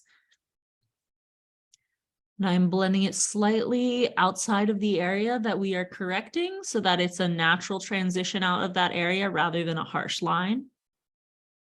Tap, tap, tap, tap, tap. Okay, so now we're not seeing the darkness of that facial hair anymore, of that stubble or 5 o'clock shadow anymore. What we're seeing is the peachy tone. And so that's great. Next, we just want to go over that with our foundation color or whatever color is our we're using for our natural skin tone. So I'm going to take some foundation that's in my color. I hope I chose the right one. Let's find out.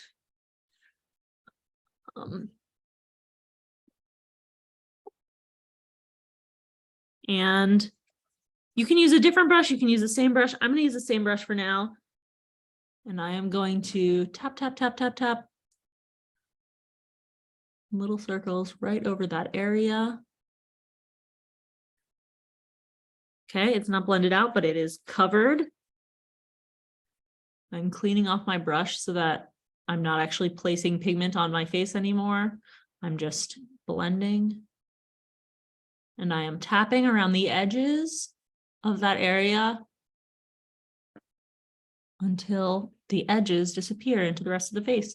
And now, as you can see, we're not seeing any of that dark stubble underneath that makeup anymore because we have the one layer of warm tone that cancels out those cool tones. And then we have the second layer of our natural skin tone to correct it back to what our natural skin tone looks like. Now, for keeping that in place, you can use some powder. You can tap on a little powder, and then you can use some setting spray over that. You can even use another layer of powder and then another layer of setting spray if you really want to keep it on for like ever and ever. Or if you're going out into the rain or something, that'll keep it on pretty strong throughout your day. I'm not going anywhere, so I'm not going to set it right now. But that's how we're going to cover hyperpigmentation, dark tones, and particularly stubble or facial hair in places that you don't want it. Let's go back into our demo. I hope everyone's doing well. We've made it, let's see, are we about halfway through our presentation? We have a little bit more to go of the slideshow, and then we're going to do some questions. So since we're halfway through, I want to encourage us all to take a little stretch, take a deep breath, shake your body a little bit. We've been sitting here for an hour and a half-ish.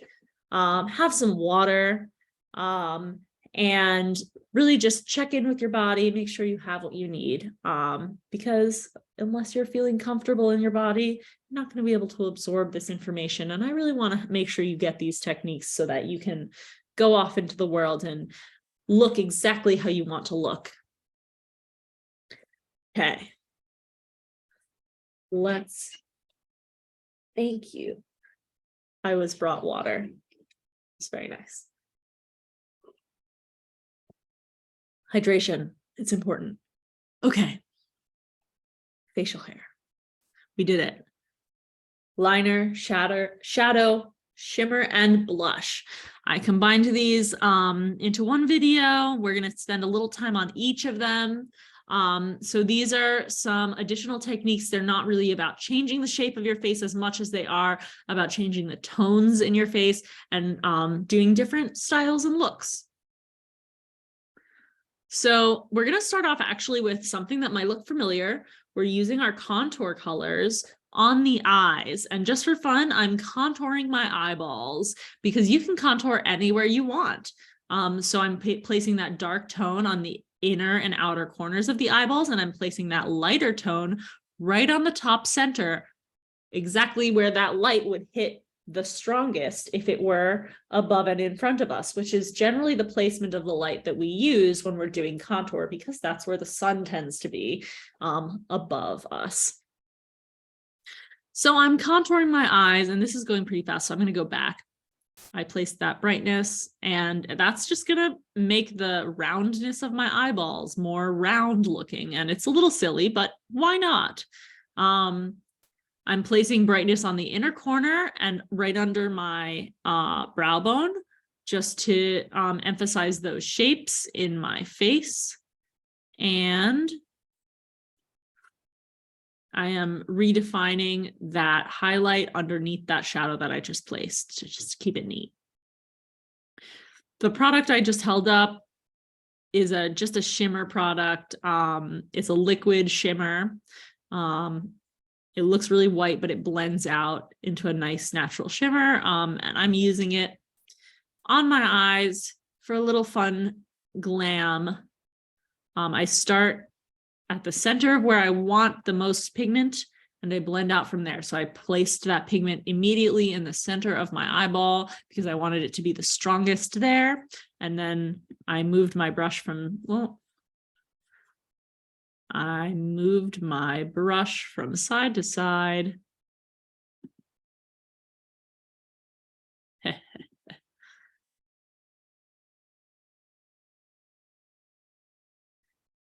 To just blend it out a little bit.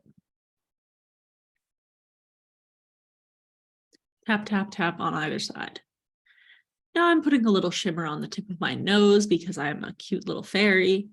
And I'm even putting some shimmer right on the Cupid's bow. That's the little bend in the top of your lip, just to emphasize the shapes of my lips and the bottom of my bottom lip, the center of my bottom lip. I'm placing some shimmer on the tops of my cheekbones and on the inner corners of my eyes.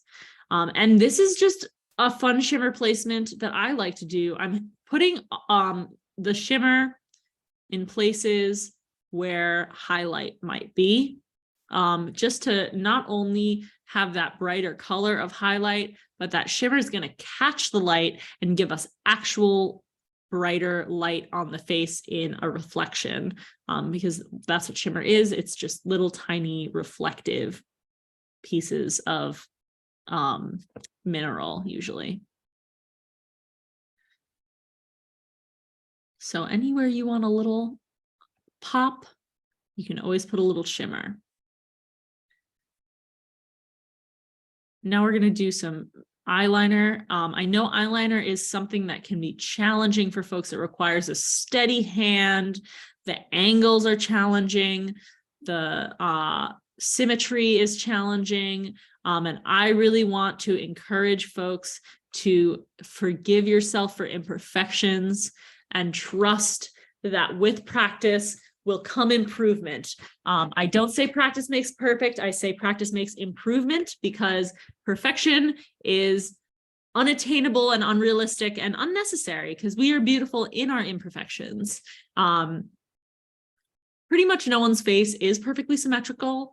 So when you're doing your eyeliner, when you're doing your brows, even when you're doing your contour, you can keep in mind that the different sides of your face can be siblings or cousins. They don't need to be twins.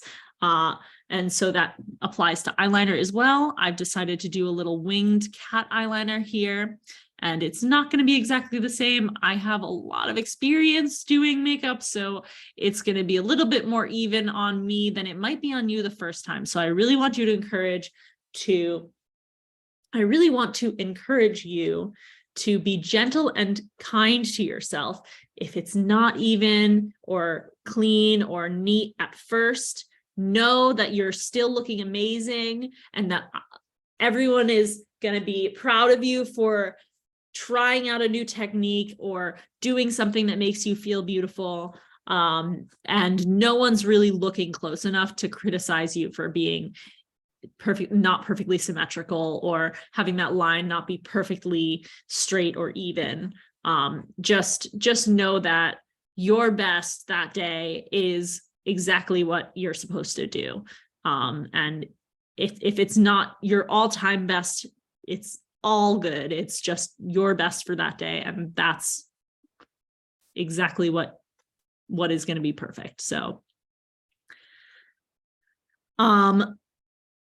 if you are aiming for symmetry in your eyeliner, one thing I like to do is stop and check in the mirror after I've applied it, turn my face from side to side, and block one side at a time and see if it looks the same from eye to eye. So that's something that you can do. And I've noticed that it's a little thicker on one side than the other. So I've decided to add a little bit of thickness on the side that's a little thinner. It's always easier to build up than to take down. It's easier to add than to remove. In this demonstration, I am doing a double liner style, which means I am bringing that eyeliner down on the bottom lid and out underneath the first wing to make a second wing. And I'm also bringing it in the inner corners to make a little pointy shape. There's so many different shapes of eyeliner that you can do out there. I really encourage you to save images that are inspiring and cute to you, and copy those shapes on your face until it looks the way that you want it to look. Oh no. Let's get back into that. So in this video, I am doing the double liner, the inner corner, and this cut crease. And really, you can feel free to ignore these terms that I'm throwing out at you. It doesn't matter what you call it, as long as you like the shape of your eyeliner or the shape of whatever you're painting on your face, that's what matters. But what this is called is cut crease. I'm placing that darkness in that crease where my eyeball meets my brow bone. And I'm bringing it in towards the inner corner of the eye. And that's a demonstration of eyeliner. I recommend for people who are just getting into eyeliner techniques and don't have as much experience with applying eyeliner to use, again, a felt tip or brush tip liquid eyeliner pen. The pen is easier to use, especially if it's just on your face. If you're doing makeup on other people, it's not going to be sanitary because you can't sanitize a pen. But if it's just for you, it's totally okay. Liquid eyeliner pens are going to give you more precision and control. It's comfy to hold in your hand, just like a pen or a pencil would be, as opposed to the other options for doing eyeliner are using a very small angled brush. This is an example of one. If you see on the, if I turn it to the side, it's very thin. If I turn it to the other way, it's got that nice angle at the top, diagonal line. And this is going to be great for applying eyeliner with a brush if that's something that you want to try, although that is a little bit more difficult than applying it with a pen. So sometimes eyeliner comes in pots and you would apply it with a brush. And sometimes you can do eyeliner with a pencil. And that's just going to be, it's just going to have a different texture and a different effect. Eyeliner pencils tend to be a little bit more blended out, a little bit less precise of a line. So it just will give you a different effect if you use a liner pencil rather than a liner pen. But if you want that clean, defined line with your eyeliner, definitely go with the liquid eyeliner pen. Okay, I'm gonna take a sip of water and then we're gonna get into some blush.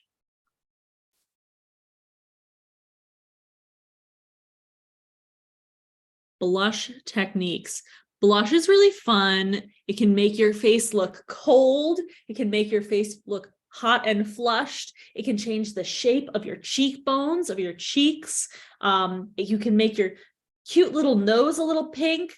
And so I really think that blush is something that people have been experimenting a little bit more with recently in tutorials I've seen online. And I think it's so much fun to use different shapes and colors of blush to define your face in different ways. So depending on what you're going for, you can do totally different things with your blush. So this is a blush palette. Not everyone's going to have this. Again, I have a lot of different colors for different skin tones in this palette, but you can just get one color of blush that you like for you.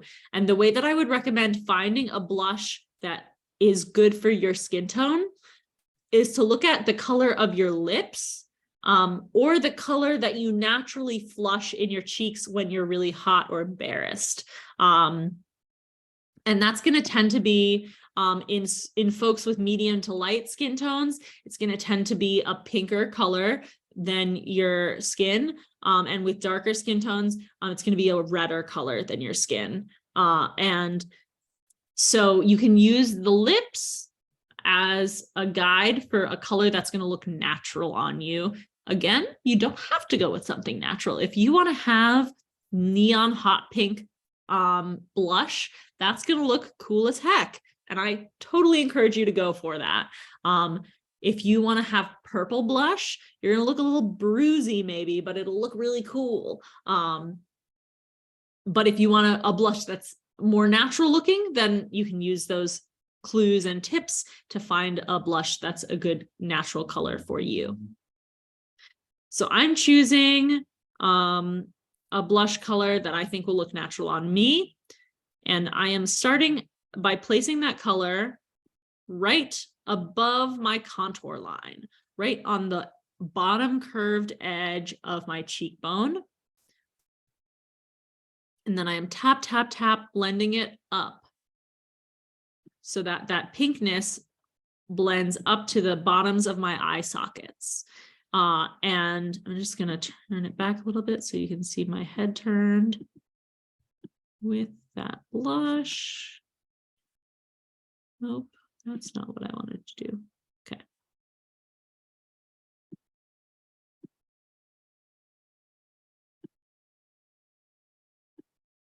Thank you for bearing with me again. Okay, so now you've seen it a couple times. That pink area is actually right above where my facial hair is coming up to in this video. There's a little stubble that you can see grayish right under that pink area. And so this is one placement of blush that you can try. And I'm even blending it up above my eyebrows on my temples a little bit. Uh-oh, I put too much blush on parts of my cheek where I didn't want it. If you find that you put blush on and it's too dark, or it's in an area that you don't want it, you could wash your face and start over, but that's so much work. why would you do that when I have a trick for you? If you get a product called Ben Nye banana powder, or any product that's the color of this bright yellow powder in my palette, it's going to be a little bit translucent white and yellowish for lighter skin tones. And for darker skin tones, it's going to be color similar to your skin tone in a brownish color, but with a little bit more yellow to it and not any pink. And that product is going to actually cancel out that pink blush tone in any areas you want to cancel it out. So I'm tapping into my palette.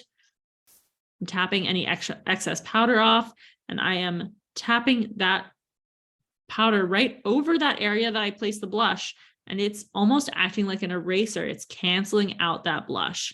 Now look at that. I'm pale again. I don't have any blush on. Just canceled out all that hard work, but you got the demonstration.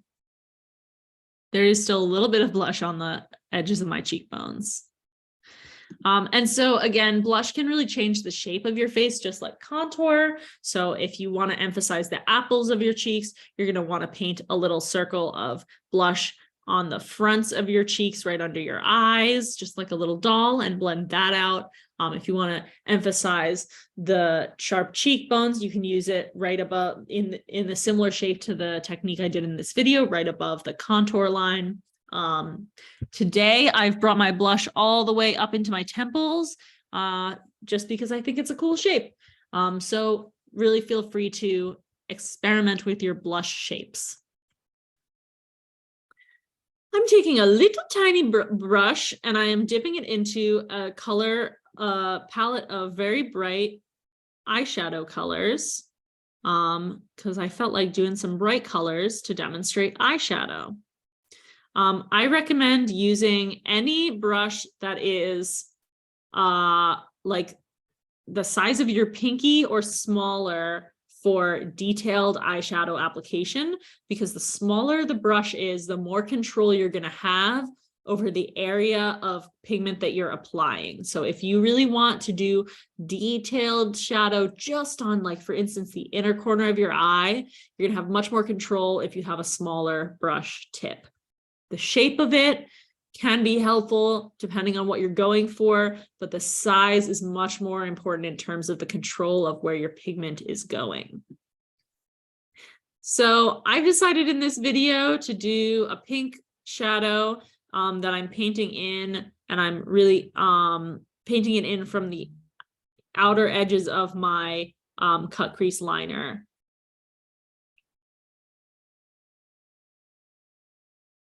What am I doing here? Let's find out.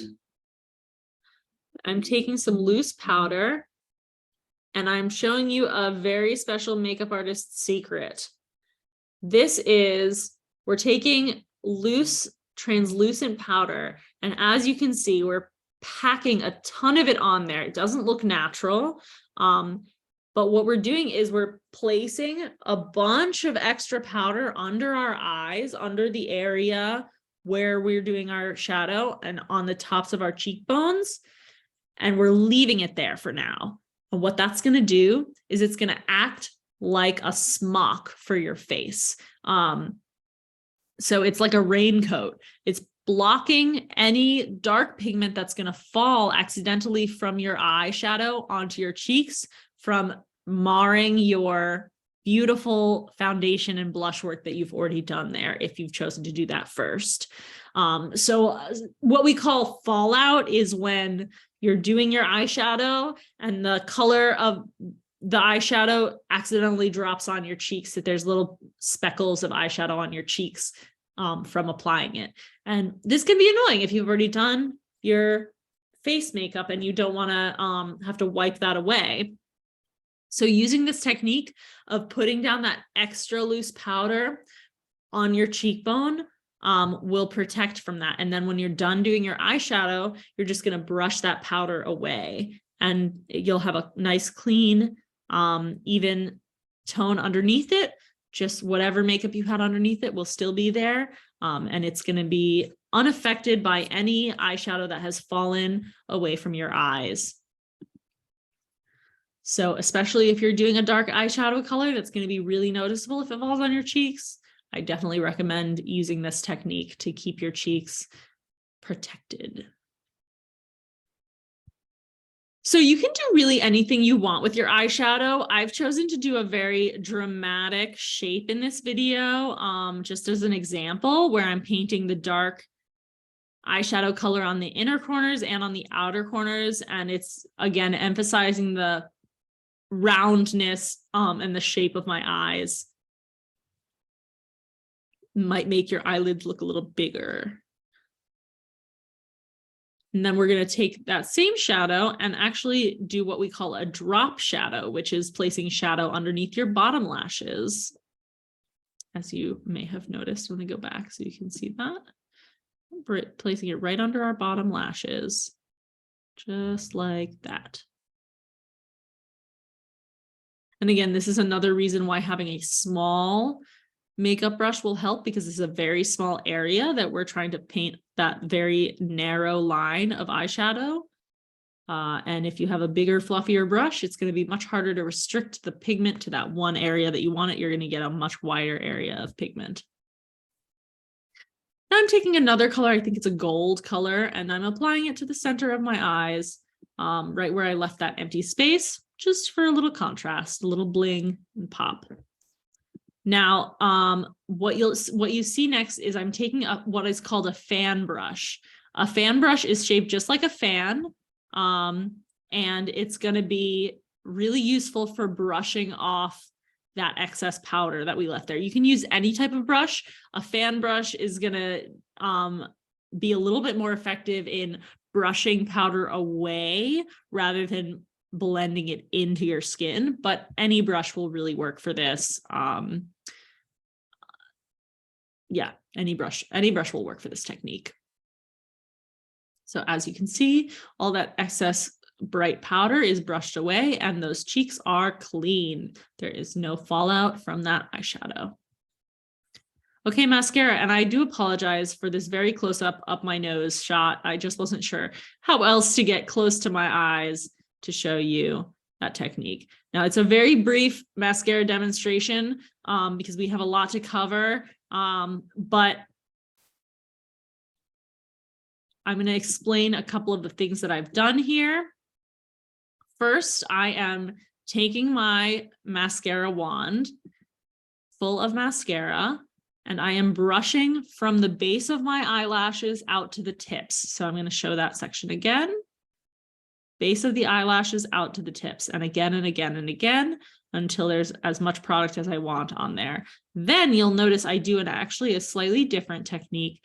I'm placing it on top of the lashes instead of below the lashes, which I did before. And on top of the lashes, I am sinking it right down into those lashes and twisting away from my eye. So just like that, I'm twisting, and that helps coat both sides of the lash, both the front and the back of the lash. It's going to make it look thicker and more impactful with your mascara. Another trick I like to tell my students is if you are applying your mascara and it's coming out clumpy, there's application techniques that take practice, like wiggling your brush as you apply it, and that's hard. So an easier way to get rid of clumps in your lashes is actually going to utilize the same tool that we used earlier to do our brush out our brows, and that's the clean mascara wand. So if you get one of those clean mascara wands, I think mine broke, so it's a little short right now. You take that clean mascara wand and you brush that over your lashes after you've applied the mascara, it's just going to act like a comb and just comb out any of those clumps and help keep your lashes nice and clean and separated. So I definitely recommend having one of those on hand. And after you use it, you can just wash it with soap and water and let it dry, and it's fresh and clean and new again. Okay, and that's our mascara technique. You can put it on your top lashes. You can put it on your bottom lashes if you want. You can put more on the outer edges if you want it to be more impactful on the outer edges, or you can just put it evenly everywhere. There's mascara that comes in many colors. As you could see, I used a purple mascara in that demonstration. I like to use colorful mascara because I think it's fun, but you can also stick with mascaras that are closer to your natural eyelash color. So if you have brown eyelashes, you can get a brown mascara. It'll look more natural than a black mascara would. Today, I even painted one of my eyelash sides a little bit white just for fun, just to see what would happen. So really get a little bit experimental with it, just like I say about everything. So that's mascara. Let's move on to our lips. Now you can take the applicator that comes with your lipstick, with your lip gloss, and apply it directly to your lips. That is totally fine. Absolutely all good. If you wanted to put this directly on your lips, that's cool. For me, I find that I have more control when I use an angled brush, similar to the one that I suggested for your eyeliner. You can use the same brush as long as you clean it in between. So using that angled brush to apply your lipstick will give you a little more precision and control. And, then it keeps your lip products sanitary for use on other people if you're trying to do other friends' makeup. So I'm putting that product right onto my brush, and I am starting by lining the outer edge of my lips. That's because I want that to be the darkest area. And so I'm laying that pigment down there, and then I'm going to blend, and that will stay the darkest. And I've decided to do sort of an ombre lip style here just as a demonstration. You can put one color all over your lips, and that is absolutely legit. You're going to look amazing. But in this case, just as a demonstration of an alternate style, I've decided to leave it, as you can see, a little bit lighter and brighter in the center of my lips and darker on the outer edges, just for a different style. And it does a similar thing to the contour technique where it makes that lip look a little more three-dimensional. Now we're going to take it on the upper lip, and we're going to, again, line the outer edge. You can do it in little strokes, or you can do it in one big stroke, totally whatever you're comfortable with. And don't forget to leave space for that Cupid's bow. Most people's lips dips down a little bit in the center there. That's called the Cupid's bow. So if you want to show off the natural shape of your lips, don't forget to not cover that dip and really just give yourself that little V there, or U, depending on the shape. And there it is. This is my theatrical dramatic look with all of the fixins, with eyeliner, mascara, eyeshadow, blush, contour, lipstick, and facial hair. And as you can see, it's a really fun mix of techniques from different styles and gender presentations. And I personally love to do a combination of different styles at the same time, because I think it's fun. But if you don't want to do that, that's okay too. You can just stick with one thing at a time. Okay, no videos here. Just a little message that there are no rules. I want to encourage you to mix and match techniques as much as you'd like. And I want to encourage you to really use your imagination to dream about what you could look like and what you want to work towards looking like, so that you can make that a reality for yourself.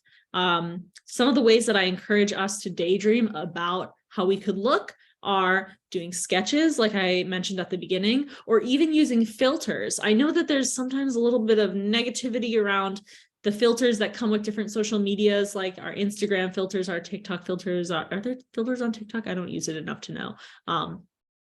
Our Instagram filters, Snapchat filters, if people are still using that. All of these filters, they do change what you look like. It's not reality, and we know that. But they are a fun way to imagine different ways that we could look, and then we can replicate some of the things that we're seeing in those filters in our makeup, because guess what? Makeup isn't real either. It's not what we really look like. It's just a way to change what we look like for that day. And so feel free to use those filters as a way to play with your looks and figure out what things make you feel good and what looks make you feel different, and experiment. I love using the facial hair filters to try out different styles of facial hair. There's a number of filters that have different makeup in as a part of the filter, different placements of blush, freckles, all sorts of stuff like that. And it's a great way to try on really quickly different looks that take a lot less time than doing your whole face of makeup. And I encourage us to think about when we feel the most like ourselves, and when you feel the most spectacular in yourself, in your presentation, and try to emulate that in the choices you make for your makeup, because you deserve to feel your most spectacular, and makeup can be a tool to help achieve that, from a day-to-day standpoint. So really take your time to develop what you dream of your image to be. Everyone's look will transform over time. We evolve, we grow, we change. And so allow yourself the grace to evolve your look as you're getting into makeup, as your gender evolves, as your personality and presentation evolves. It's a really wonderful process to enjoy. So let's really focus on that process and celebrate each step along the way. That's the end of my slideshow, y'all. So that means it is Q&A time. I just want to say thank you so much for joining and watching this slideshow. I would love it if you would hashtag genderfulworkshop. And you can follow me at fairyeffects.com, or sorry, at fairyeffects on Instagram. So I believe we have some time now to talk about questions and answers. I was maybe misinformed about our timing tonight. I'm so sorry. Hey, no worries. Were we not going until 11 my time, which is 9 your time? I think we only have the 2 hours, unfortunately. I'm so sorry. Okay. That is a-okay. There weren't any questions in the chat, but we did want to reiterate, thank you so much, Sai, for coming and speaking with us and sharing your time with us. We greatly appreciate it. And I will reiterate again, just go follow Sai on Instagram. And if you have any questions, you can reach out to the Multicultural Affairs folks, reach out to Sai on Instagram, reach out to Wolfgang, reach out to me, whoever, and we will be distributing the recording of the webinar. So if you missed part of it, or you want to just rewatch some of it, we will be sending that out for you.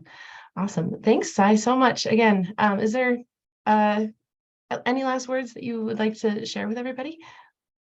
My last words are just have fun. Makeup should be fun. So really enjoy, and feel free to contact me anytime you want extra tips. I really look forward to hearing from you all.